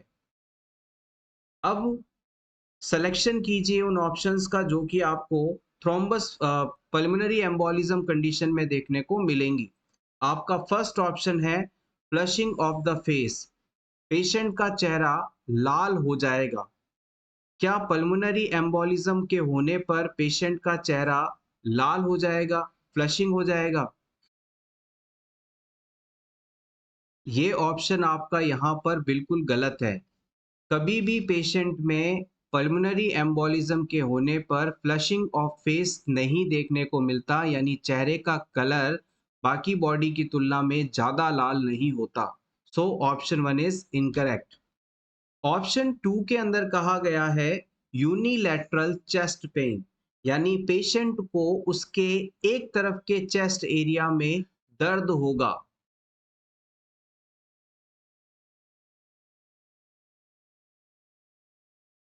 यस एग्जैक्टली, ये ऑप्शन बिल्कुल सही है। जिस तरफ के लंग्स में ब्लड सप्लाई प्रॉपरली नहीं पहुंच पा रही है, उस एरिया की जो सेल्स हैं वो डेड होने लगेंगी और इस्चीमिया के कारण वहाँ पर पेन शुरू हो जाएगा।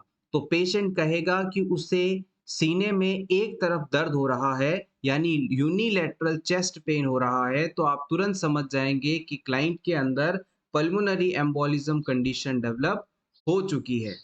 ऑप्शन 3 के अंदर कहा गया है एलिवेशन ऑफ टेम्परेचर, पेशेंट के शरीर का तापमान बढ़ने लगेगा।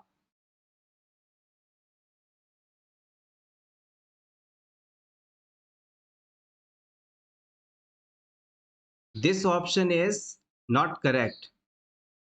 अगर पेशेंट का बॉडी टेम्परेचर बढ़ता है, तो ये इन्फेक्शन के होने को बताता है, ना कि पल्मोनरी एम्बोलिज्म के होने को। फोर्थ ऑप्शन के अंदर कहा गया है sudden onset of shortness of breath, client के अंदर अचानक से जो शॉर्टनेस ऑफ ब्रीथ है, ऐसी फाइंडिंग देखने को मिलेगी। यस एग्जैक्टली, यहाँ पर ये ऑप्शन बिल्कुल सही माना जाएगा। क्लाइंट के लंग्स में ब्लड सप्लाई नहीं पहुंच रही है, जिसके कारण जो गैसियस एक्सचेंज है वो भी प्रॉपर नहीं हो पा रहा है और गैसियस एक्सचेंज प्रॉपर नहीं होने के कारण क्लाइंट का जो ऑक्सीजन सैचुरेशन है वो धीरे धीरे कम होने लगेगा और क्लाइंट को shortness of breathe, dyspnoea, tachypnoea जैसे सारे सिम्टम्स एक्सपीरियंस होने लगेंगे। लास्ट में हमारा फिफ्थ ऑप्शन आता है pain rating increase from 2 to 8 in the hip, patient के हिप एरिया में पेन असेसमेंट करने पर आपको रेटिंग 2 से सीधे बढ़कर 8 मिलेगी।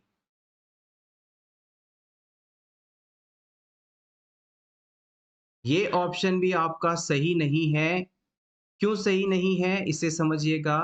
यहाँ पर ऑप्शन में हिप दिया गया है कि पेशेंट के हिप वाले एरिया में पेन बढ़ जाएगा, 2 से 8 हो जाएगा। पल्मोनरी एम्बोलिज्म कंडीशन अगर होती है तो वहां पर पेशेंट के चेस्ट एरिया के अंदर पेन बढ़ता है, ना कि हिप एरिया के अंदर। तो अगर पल्मोनरी एम्बोलिज्म है तो क्लाइंट के चेस्ट एरिया में सडन ऑनसेट ऑफ पेन देखने को मिलेगा, सीवियर टाइप का पेन होगा, ना कि हिप एरिया में पेन क्लाइंट बताएगा। तो ये पूरा कॉन्सेप्ट यहाँ पर आपका क्लियर होता है। पल्मोनरी एम्बोलिज्म वह कंडीशन है जिसमें ब्लड वेसल के अंदर क्लॉट फंसने के कारण लंग्स तक प्रॉपर ब्लड सप्लाई नहीं हो पाती, जिससे लंग्स एरिया की सेल्स डेड होने लगती है और क्लाइंट को अ, दिक्कत होती है, पेन होता है। ये चीज़ पल्मोनरी एम्बोलिज्म कहलाती है सिंपली। अब सर्जरी के बाद अगर क्लाइंट को पल्मोनरी एम्बोलिज्म डेवलप हो रही है, तो उसमें 2 इम्पोर्टेंट फाइंडिंग्स देखने को मिलेंगी। पहला, क्लाइंट के अंदर यूनिलैटरल चेस्ट पेन डेवलप होगा और दूसरा उसके अंदर shortness of breathe, dyspnoea, tachypnoea, इस तरह की फाइंडिंग्स देखने को मिलेंगी। Next question is a patient is admitted with primary hyperparathyroidism. Which of the following symptoms are characterized by primary hyperparathyroidism condition? Primary hyperparathyroidism से सफरिंग पेशेंट में आपको इनमें से कौन सा सिम्टम देखने को मिलेगा? Polyphagia, polyuria, polydipsia, diarrhoea. Hyper parathyroidism का मतलब होता है हमारी जो पैराथायरॉयड ग्लैंड हैं वो ज़्यादा मात्रा में पैराथायरॉयड हार्मोन का सिक्रीशंस करने लग जाएं। हमारी जो नेक वाला पार्ट होता है, हमारा जो गर्दन वाला हिस्सा है, उसमें आगे की तरफ बटरफ्लाई शेप की थायरॉइड ग्लैंड पाई जाती है और इस थायरॉइड ग्लैंड के जो पोल एरिया होते हैं, उन पर पैराथायरॉइड ग्लैंड पाई जाती हैं, जो कि संख्या में 4 होती हैं, जो कि इस डायग्राम में आप डार्क कलर से बनी स्ट्रक्चर के रूप में देख रहे हैं। अब ये पैराथायरॉइड ग्लैंड्स जो हैं, अगर अपने सिक्रीशंस की मात्रा बढ़ा दें, ज़्यादा मात्रा में पैराथायरॉइड हार्मोन का सिक्रीशन करने लगें, तो ये कंडीशन हाइपर पैराथायरॉयडिज्म कहलाती है।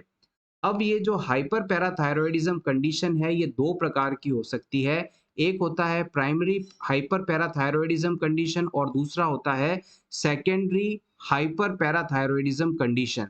अब यहाँ पर इस क्वेश्चन में क्लाइंट को प्राइमरी हाइपर पैराथायरॉयडिज्म कंडीशन है। इस कंडीशन के होने पर ये जो पैराथायरॉयड ग्लैंड हैं, इनका आकार पहले की तुलना में ज़्यादा हो जाएगा। यानी पैराथायरॉयड ग्लैंड जो है अपने आकार को, अपने साइज को पहले से ज़्यादा बढ़ा लेंगी और इसकी वजह से इनकी फंक्शनिंग बढ़ जाएगी और इनके द्वारा ज़्यादा मात्रा में पैराथायरॉयड हार्मोन का सिक्रीशन होने लगेगा। सेकेंड टाइप की बात करें तो सेकेंडरी हाइपर पैराथायरॉयडिज्म कंडीशन वह कंडीशन है जिसमें किसी और डिजीज के होने के बाद पैराथायरॉयड ग्लैंड अपनी फंक्शनिंग को बढ़ा देती हैं। ये 2 टाइप हो गए। अब हम बात करते हैं कि ये जो पैराथायरॉयड हार्मोन है, ये करता क्या है? पैराथायरॉयड हार्मोन हमारे बॉडी में कैल्शियम लेवल को मेंटेन करके रखता है। जैसे ही हमारे ब्लड के अंदर कैल्शियम की कमी हो जाती है, तुरंत पैराथायरॉयड हार्मोन का सिक्रीशन होता है और ये पैराथायरॉयड हार्मोन बोन में मौजूद कैल्शियम को निकाल कर ब्लड स्ट्रीम को दे देता है, जिससे ब्लड में वापस कैल्शियम का लेवल बढ़ जाता है, नॉर्मल हो जाता है। इसके अलावा जो ये पैराथायरॉयड हार्मोन है, ये नर्व और मसल्स के सही तरीके से फंक्शनिंग को प्रमोट करता है। अब इस क्वेश्चन में आते हैं। इस क्वेश्चन के राइट आंसर की बात करें तो हाइपर पैराथायरॉयडिज्म कंडीशन होने पर क्लाइंट का जो यूरिन आउटपुट है वो नॉर्मल से ज़्यादा हो जाता है, यानी क्लाइंट के अंदर पॉलीयूरिया कंडीशन देखने को मिलती है। अदर साइन एंड सिम्टम्स की बात करें तो हाइपर पैराथायरॉयडिज्म होने पर क्लाइंट की जो बोन्स होती हैं वो कमज़ोर हो जाती हैं, क्योंकि इस हार्मोन के बढ़ने के कारण बोन में मौजूद जितना भी कैल्शियम है धीरे-धीरे वो बोन से ब्लड स्ट्रीम में आ रहा है। तो बोन के अंदर छोटे-छोटे होल्स बन जाते हैं, पोर्स हो जाते हैं और ये कंडीशन ऑस्टियोपोरोसिस के रूप में जानी जाती है। जैसे कि ये बोन है, अब इस हार्मोन की इफ़ेक्ट के कारण यहाँ से कैल्शियम निकल कर चला गया, यहाँ से चला गया, यहाँ से चला गया। धीरे-धीरे बोन के छोटे-छोटे हिस्सों से कैल्शियम निकलकर ब्लड में पहुँच रहा है और कैल्शियम लॉस के कारण इस जगह पर छोटे-छोटे पोर्स बन जाते हैं और ये कंडीशन ऑस्टियोपोरोसिस पोरोसिस कहलाती है और इस कंडीशन के होने पर बोन जो है बहुत कमज़ोर हो जाती हैं, थोड़ा भी दबाव पड़ने पर टूट सकती हैं। अब हमारे ब्लड के अंदर अगर कैल्शियम का लेवल बढ़ जाएगा तो इससे कैल्शियम स्टोन्स बनने का खतरा बढ़ जाएगा, यानी पथरी होने की शिकायत बढ़ जाएगी। तो ऐसे पेशेंट्स के अंदर किडनी स्टोन फॉर्मेशन की मात्रा भी अधिक देखी जाती है। क्लाइंट के अंदर पॉलीयूरिया यानी एक्सेसिव यूरिनेशन देखने को मिलता है। क्लाइंट को एब्डोमेन एरिया में पेन रहता है। इसके अलावा क्लाइंट को लगातार थकान महसूस होती रहती है। क्लाइंट की याददाश्त कम होने लगती है, यानी मेमोरी लॉस होने लगता है। क्लाइंट डिप्रेशन में जा सकता है। क्लाइंट को बोन पेन रहता है, जॉइंट पेन रहता है। इसके अलावा क्लाइंट को कुछ अ, अनप्लीजेंट सा अनुभव रहता है, लेकिन वो एग्जैक्टली समझ नहीं पाता उसे क्या दिक्कत आ रही है। उसे नौजिया वॉमिटिंग हो सकता है, लॉस ऑफ एपेटाइट हो सकता है। ये सभी फीचर्स यहाँ पर देखने को मिल सकते हैं और इनमें से कोई भी एक चीज आपसे अगले एग्जाम में पूछी जा सकती है। तो प्लीज वीडियो को सीरियसली देखें। हर चीज को जो यहाँ बताई जा रही है उसका कोई ना कोई पर्पस है। एंडोक्राइन सिस्टम नॉर्सेट एग्जाम के लिए या किसी भी नर्सिंग कॉम्पिटिटिव एग्जाम्स के लिए बहुत ही इंपॉर्टेंट है। और यहाँ पर जो पैराथायरॉयड ग्लैंड है वो भी इम्पोर्टेंस रखती है। कई बार यहाँ से क्वेश्चंस पूछे गए हैं इनके साइन एंड सिम्टम्स को लेकर, इसलिए हमने इतना स्ट्रेस दिया है इस क्वेश्चन पर, इतना डिटेल में हमने इसे डिस्कस किया है और होपफुली इससे बाहर आपसे नहीं पूछा जाएगा। Next question is oxytocin causes all except, इनमें से कौन सा फंक्शन ऑक्सीटॉक्सिन द्वारा परफॉर्म नहीं किया जाता? Lactogenesis, milk ejection, contraction of uterine muscles, myoepithelial cells contraction.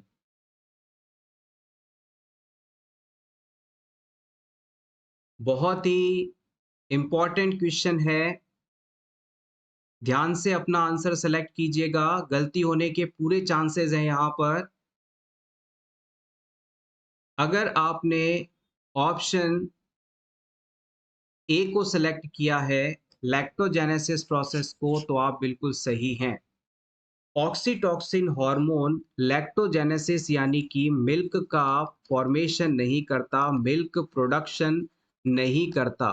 Milk production के लिए प्रोलैक्टिन नाम का एंजाइम काम करता है, प्रोलैक्टिन नाम का हार्मोन काम करता है, जो कि पोस्ट पिट्यूटरी ग्लैंड द्वारा सिक्रीट किया जाता है, एंटीरियर पार्ट ऑफ पिट्यूटरी से सिक्रीट किया जाता है। ऑक्सीटॉक्सिन हार्मोन हाइपोथैलेमस द्वारा तैयार किया जाता है और पोस्टीरियर पिट्यूटरी के अंदर स्टोर रखा जाता है, और जब हमारे शरीर में इसकी आवश्यकता होती है तो इसे वहां से सिक्रीट किया जाता है। और ऑक्सीटॉक्सिन हार्मोन के द्वारा milk ejection, contraction of uterine muscles और मायोएपिथेलियल सेल कॉन्ट्रैक्शन जैसे काम किए जाते हैं। जब बेबी ब्रेस्ट के निपल को सक करता है तो सिग्नल्स पिट्यूटरी ग्लैंड तक जाते हैं और पिट्यूटरी ग्लैंड द्वारा वहां से ऑक्सीटॉक्सिन हार्मोन का रिलीज किया जाता है।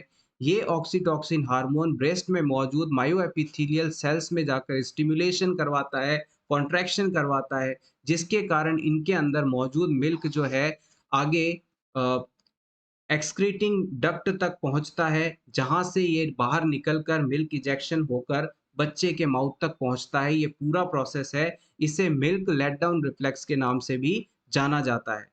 डिलीवरी के दौरान ऑक्सीटॉक्सिन का सिक्रीशन किया जाता है, जिससे कि यूट्राइन मसल्स में कॉन्ट्रैक्शन होते हैं और बच्चा जो है बाहर की तरफ डिलीवर हो पाता है। Next question is which of the following is the appropriate nursing intervention for a patient with terminal illness who is passing through acceptance stage? Kübler Ross की ग्रीफ प्रोसेस थ्योरी के अनुसार जब कोई व्यक्ति टर्मिनल इलनेस से suffering है और वो ग्रीव प्रोसेस के आखिरी स्टेज में है, एक्सेप्टेंस स्टेज में है, हमने दाबदा के बारे में प्रीवियस क्लास में डिस्कस किया था। इस पेशेंट ने अब अपनी बीमारी वाली कंडीशन को एक्सेप्ट कर लिया है, उसको ये विश्वास हो गया है कि हाँ मुझे ये डिजीज कंडीशन है और अब मैं बच नहीं पाऊंगा।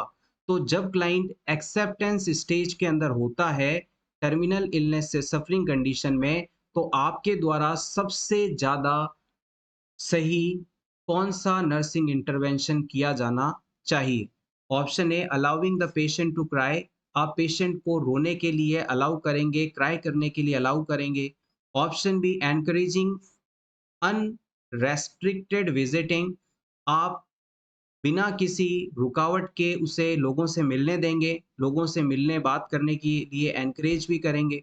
Option C explaining the patient what is being done, आप पेशेंट को समझाएंगे कि आपने क्या किया किया है।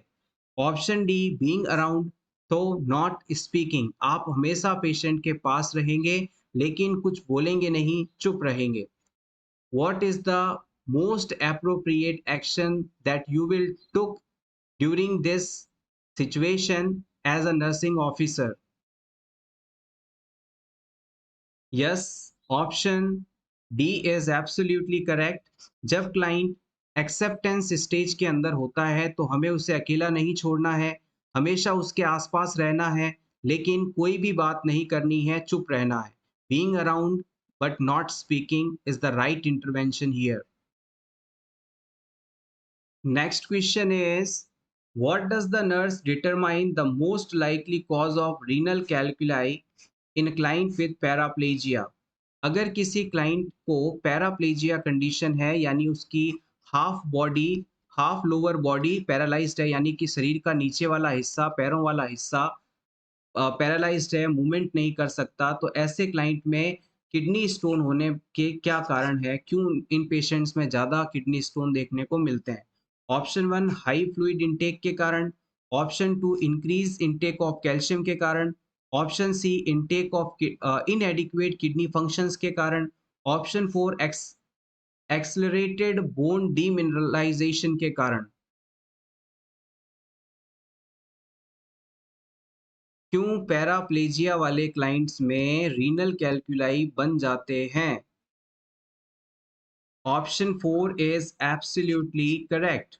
जैसे कि इस ऑप्शन में कहा गया है कि बोन्स के अंदर डीमिनरलाइजेशन बढ़ जाता है। जैसे कि ये किसी पेशेंट की बोन है, अब इस बोन में पैरालिसिस है, इस लिम्ब के अंदर, इस एरिया में, तो बोन के अंदर अगर मूवमेंट नहीं होगा, वेट बियरिंग एक्सरसाइजेज नहीं होंगी, हलचल नहीं होगा, तो यहाँ पर जो भी कैल्शियम है, मिनरल्स हैं, वो बोन से निकल कर ब्लड के अंदर आने लगेंगे। अगर कोई व्यक्ति फिजिकली इनएक्टिव रहता है, चलता फिरता नहीं है, एक्सरसाइज नहीं करता, तो उसकी हड्डियों से जो कैल्शियम है, मिनरल्स है, ये सभी निकल कर ब्लड में चले जाते हैं और उसकी बोन्स कमजोर होने लगती हैं और ब्लड में जो कैल्शियम का लेवल है वो बढ़ जाता है। अब ब्लड में ये कैल्शियम लेवल बढ़ेगा तो ब्लड से ये किडनी के अंदर जाएगा और किडनी के अंदर इस कैल्शियम का डिपोजिशन होने लगेगा और फिर किडनी किडनी स्टोन फॉर्म हो जाएंगे, गुर्दे में पथरी हो जाएगी, क्लाइंट को किडनी स्टोन वाली कंडीशन डेवलप हो जाएगी। तो एक बार फिर से समझिएगा, अगर किसी क्लाइंट को पैराप्लेजिया कंडीशन है, यानी कि वो अपनी लोअर बॉडी को मूवमेंट नहीं करवा सकता, पैरों को चला फिरा नहीं सकता, हिला डुला नहीं सकता, तो उसके पैरों में मौजूद बोन से सारा कैल्शियम निकल कर ब्लड में चला जाएगा और ब्लड से फिर ये कैल्शियम किडनी में जाएगा और किडनी के अंदर जाकर डिपॉजिट हो जाएगा, जिससे क्लाइंट को किडनी एरिया में स्टोन बन जाएंगे, किडनी की पथरी बन जाएगी। तो हमें इस कंडीशन को प्रिवेंट करने के लिए क्लाइंट को लगातार मूवमेंट कराते रहना है, उसके पैरों की एक्सरसाइज कराते रहना है, ताकि वहां से कम मिनरल्स का लॉस हो, कम से कम कैल्शियम का लॉस हो और बोन्स भी मजबूत हों। Next question is, the best position for a patient after hemorrhoidectomy is, किसी क्लाइंट को पाइल्स था, हेमरॉइड्स था और आपने इसके लिए सर्जरी करी यानी हेमरॉइडेक्टोमी की, हेमरॉइड एरिया को काट कर निकाल दिया। अब इस सर्जरी के बाद, ऑपरेशन के बाद क्लाइंट के लिए बेस्ट पोजीशन कौन सी होगी? सुपाइन, फॉवलर, ट्रेंडलनबर्ग या फिर side line?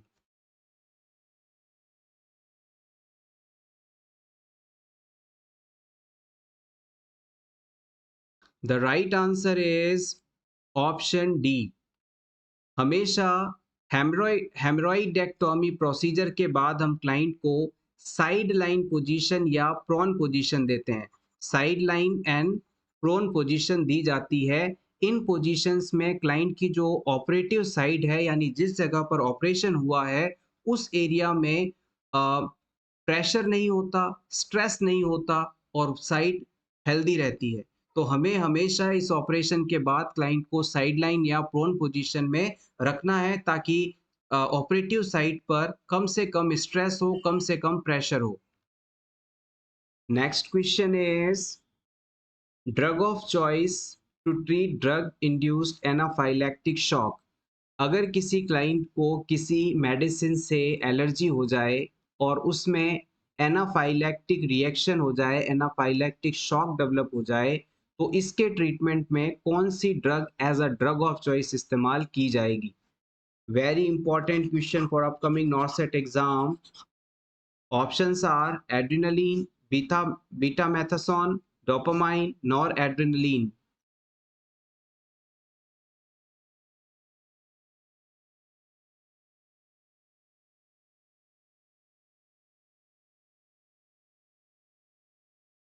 Option A is absolutely correct. Anaphylactic shock होने पर हम एड्रेनलिन को as a drug of choice इस्तेमाल करते हैं।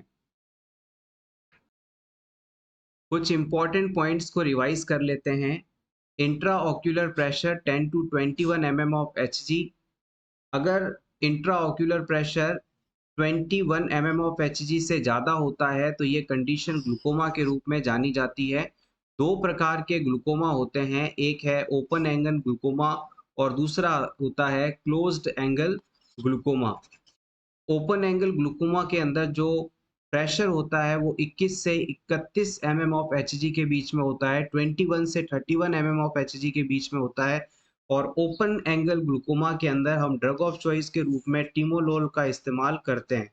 जबकि क्लोज्ड एंगल ग्लूकोमा के अंदर जो प्रेशर होता है वो more than 32 mm of Hg होता है और इसके लिए हम सर्जिकल मैनेजमेंट करते हैं। ये एक सर्जिकल इमरजेंसी है। इसके लिए जो सर्जरी यूज़ की जाती है उसे हम लेज़र इरिडोटॉमी के नाम से जानते हैं। लेज़र इरिडोटॉमी। आप चाहें तो अपने रिवीजन के लिए इसका स्क्रीनशॉट ले सकते हैं। Next important question, identify the food item need to be avoided in child with coeliac disease. अगर किसी बच्चे को सीलिएक डिजीज है तो आप उसे खाने में कौन सा फूड आइटम अवॉइड करने के लिए कहेंगे? रेज, ओट्स, व्हीट या फिर ये सभी?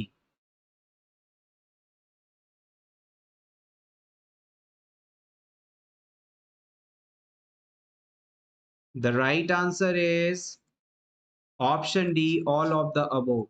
सीलिएक डिजीज जो है बेसिकली ये एक ऑटो इम्यून डिजीज कंडीशन है और इस डिजीज से सफरिंग पर्सन्स के अंदर जो ग्लूटीन प्रोटीन है वो डाइजेस्ट नहीं हो पाता, जिसके कारण उनमें डायरियल कंडीशन बनी रहती है।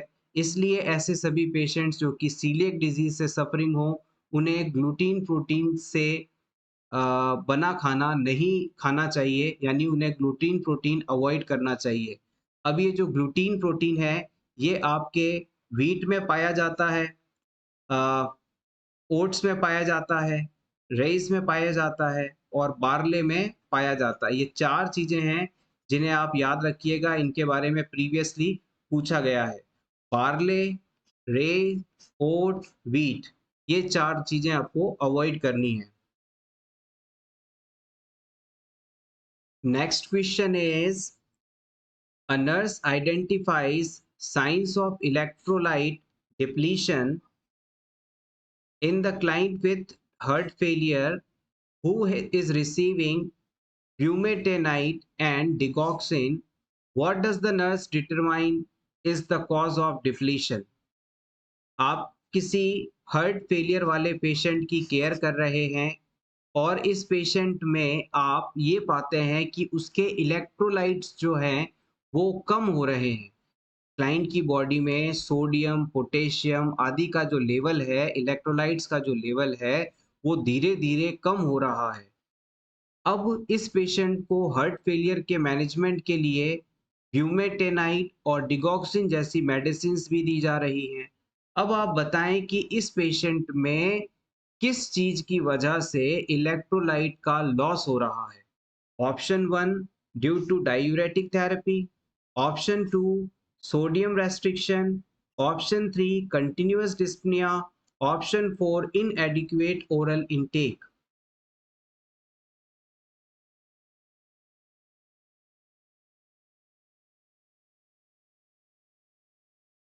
यस, एक्सीलेंट गाइस, आपका ऑप्शन 1 बिल्कुल सही है। It is due to diuretic therapy. Heart failure वाले पेशेंट्स में हार्ट और लंग्स के आसपास एक्सेसिव फ्लूइड का एक्यूमुलेशन होने लगता है और बॉडी से इस एक्सेस अमाउंट ऑफ फ्लूइड को बाहर निकालने के लिए हम डायूरेटिक थेरेपी का इस्तेमाल करते हैं। और जब हम क्लाइंट को डायूरेटिक थेरेपी देते हैं तो यूरिन के साथ साथ इलेक्ट्रोलाइट्स का भी लॉस देखने को मिलता है। So diuretic therapy is responsible for the loss of electrolytes in this patient. यहाँ पर जो ये ब्यूमेटेनाइड ड्रग दी गई है, ये एक डायूरेटिक ड्रग का एग्जाम्पल है। ब्यूमेटेनाइड जो कि ब्यूमैक्स नाम से आती है, ये एक डायूरेटिक थेरेपी का एग्जाम्पल है। Next question is causes of delirium are.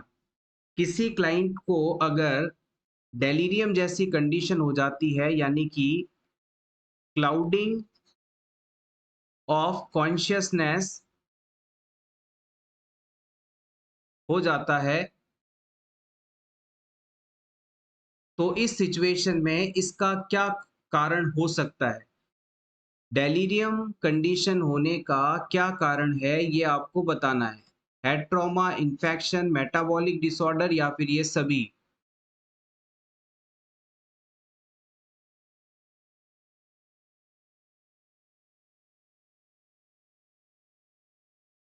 Delirium condition में पर्सन कुछ समय के लिए अपनी मेमोरी और कॉन्शियसनेस को खो देता है।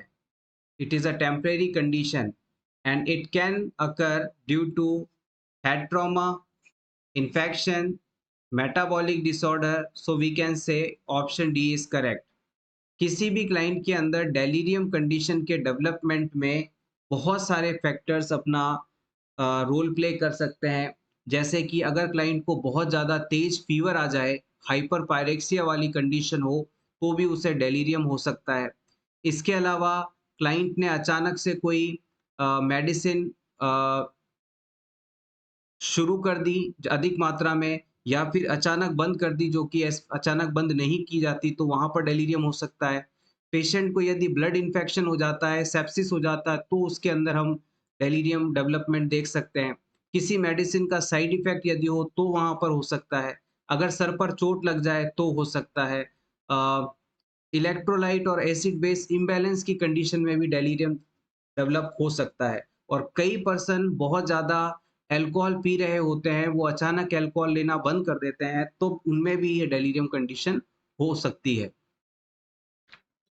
Next question is mitral valve is also referred to as. Mitral valve को हम किस और नाम से भी जानते हैं? Tricuspid, pulmonary, aortic, bicuspid. हमारे हार्ट में 4 चैम्बर्स होते हैं, जिसमें से लेफ्ट एट्रियम और लेफ्ट वेंट्रिकल के बीच में यहाँ पर जो वाल्व पाया जाता है, इसे मिट्रल वाल्व कहते हैं। और इस वाल्व का दूसरा नाम है बाइकस्पिड वाल्व, बिकॉज इसकी जो स्ट्रक्चर होती है वो कुछ इस प्रकार की होती है, इसमें 2 कस्प्स निकले होते हैं। Next question is vitamin which help in wound healing. इनमें से कौन सा विटामिन वुंड हीलिंग के लिए सबसे अच्छा माना जाता है? घाव भरने के लिए सबसे सही विटामिन कौन सा है? Vitamin A, vitamin C, vitamin E, vitamin के।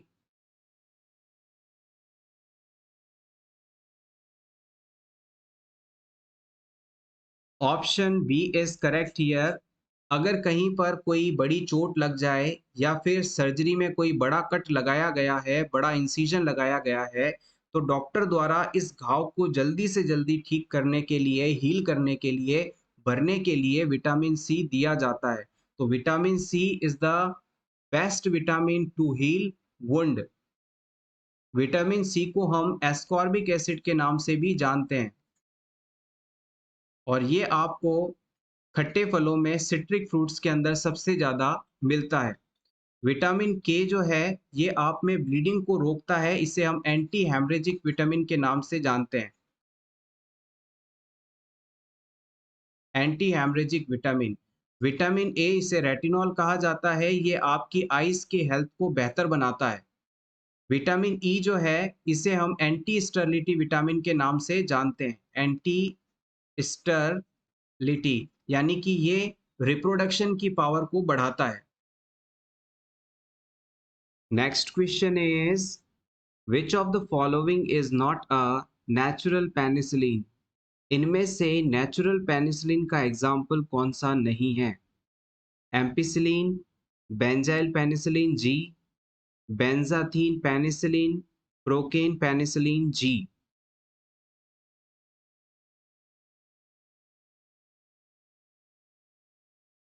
Ampicillin is not the natural penicillin. Option A is correct here. Next question is which of the following represents the correct pathway for conduction of action potential through the heart? हमारे heart के अंदर contractions के लिए एक conduction system पाया जाता है जो कि हार्ट के एक विशेष जगह से इम्पल्स की शुरुआत होने से लेकर उन इम्पल्स के पूरे हार्ट तक फैलने के दौरान चलता है।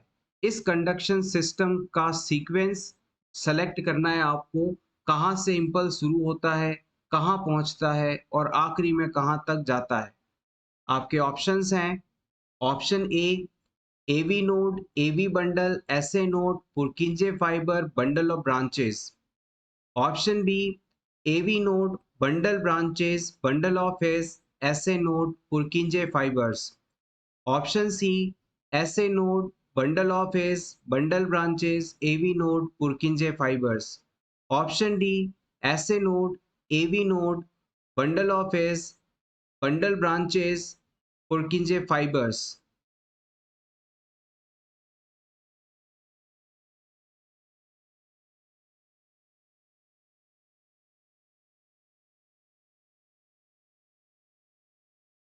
बेसिक है बट इम्पॉर्टेंट है, कंडक्शन सिस्टम से प्रीवियस एग्जाम में क्वेश्चंस पूछे गए हैं। Yes, option D is absolutely correct. याद रखिएगा हमारे हार्ट में कॉन्ट्रैक्शंस के लिए जो इम्पल्स की शुरुआत होती है वो ऐसे नोड से होती है। यहाँ से इम्पल्स एवी नोड में पहुँचता है, उसके बाद ये बंडल ऑफ हिस के अंदर जाता है, बंडल ऑफ हिट्स के बाद में ये बंडल ब्रांचेस के अंदर पहुंचता है जहां पर राइट और लेफ्ट बंडल ब्रांचेस होती हैं, उससे फिर ये पुरकिंजे फाइबर्स के अंदर मूव करता है। तो 5 स्टेजेस के अंदर 5 जगहों से होकर ये कंडक्शन या इम्पल्स ट्रांसमिट होता है। एक बार फिर से रिवाइज करेंगे। SA node, AV node, bundle of His, bundle branch, Purkinje fibres. Next question is the substance derived from living organisms that are used to kill or prevent the growth of bacteria is known as। आपको इनमें से उस term का इस्तेमाल करना है, selection करना है जो ये बताती हो कि किसी सब्सटेंस से बनाया हुआ सब्सटेंस जो कि बैक्टीरिया की ग्रोथ को रोकने या उन्हें मारने के काम आता है। ऐसा सब्सटेंस जो कि बैक्टीरिया की ग्रोथ को रोकने या उन्हें किल करने में इस्तेमाल होता है, क्या कहलाता है? क्या ये एंटीडॉट्स हैं? क्या ये एंटीपायरेटिक्स हैं? क्या ये एंटीहिस्टामिन्स हैं? क्या ये एंटीबायोटिक्स हैं?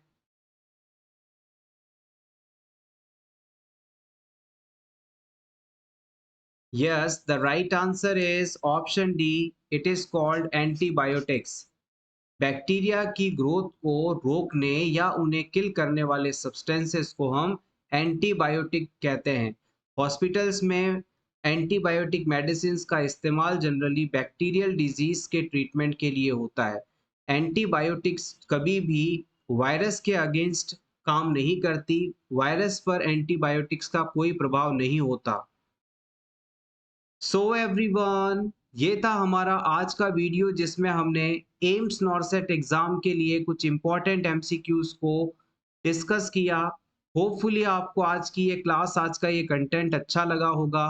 कंटेंट अच्छा लगा हो तो प्लीज़ इसे लाइक कर दीजिएगा और हर रात 8 बजे इसी तरह के रेगुलर वीडियोस के नोटिफिकेशन पाने के लिए for nurses preparation YouTube channel को ज़रूर सब्सक्राइब करें। Thank you so much once again. Best of luck.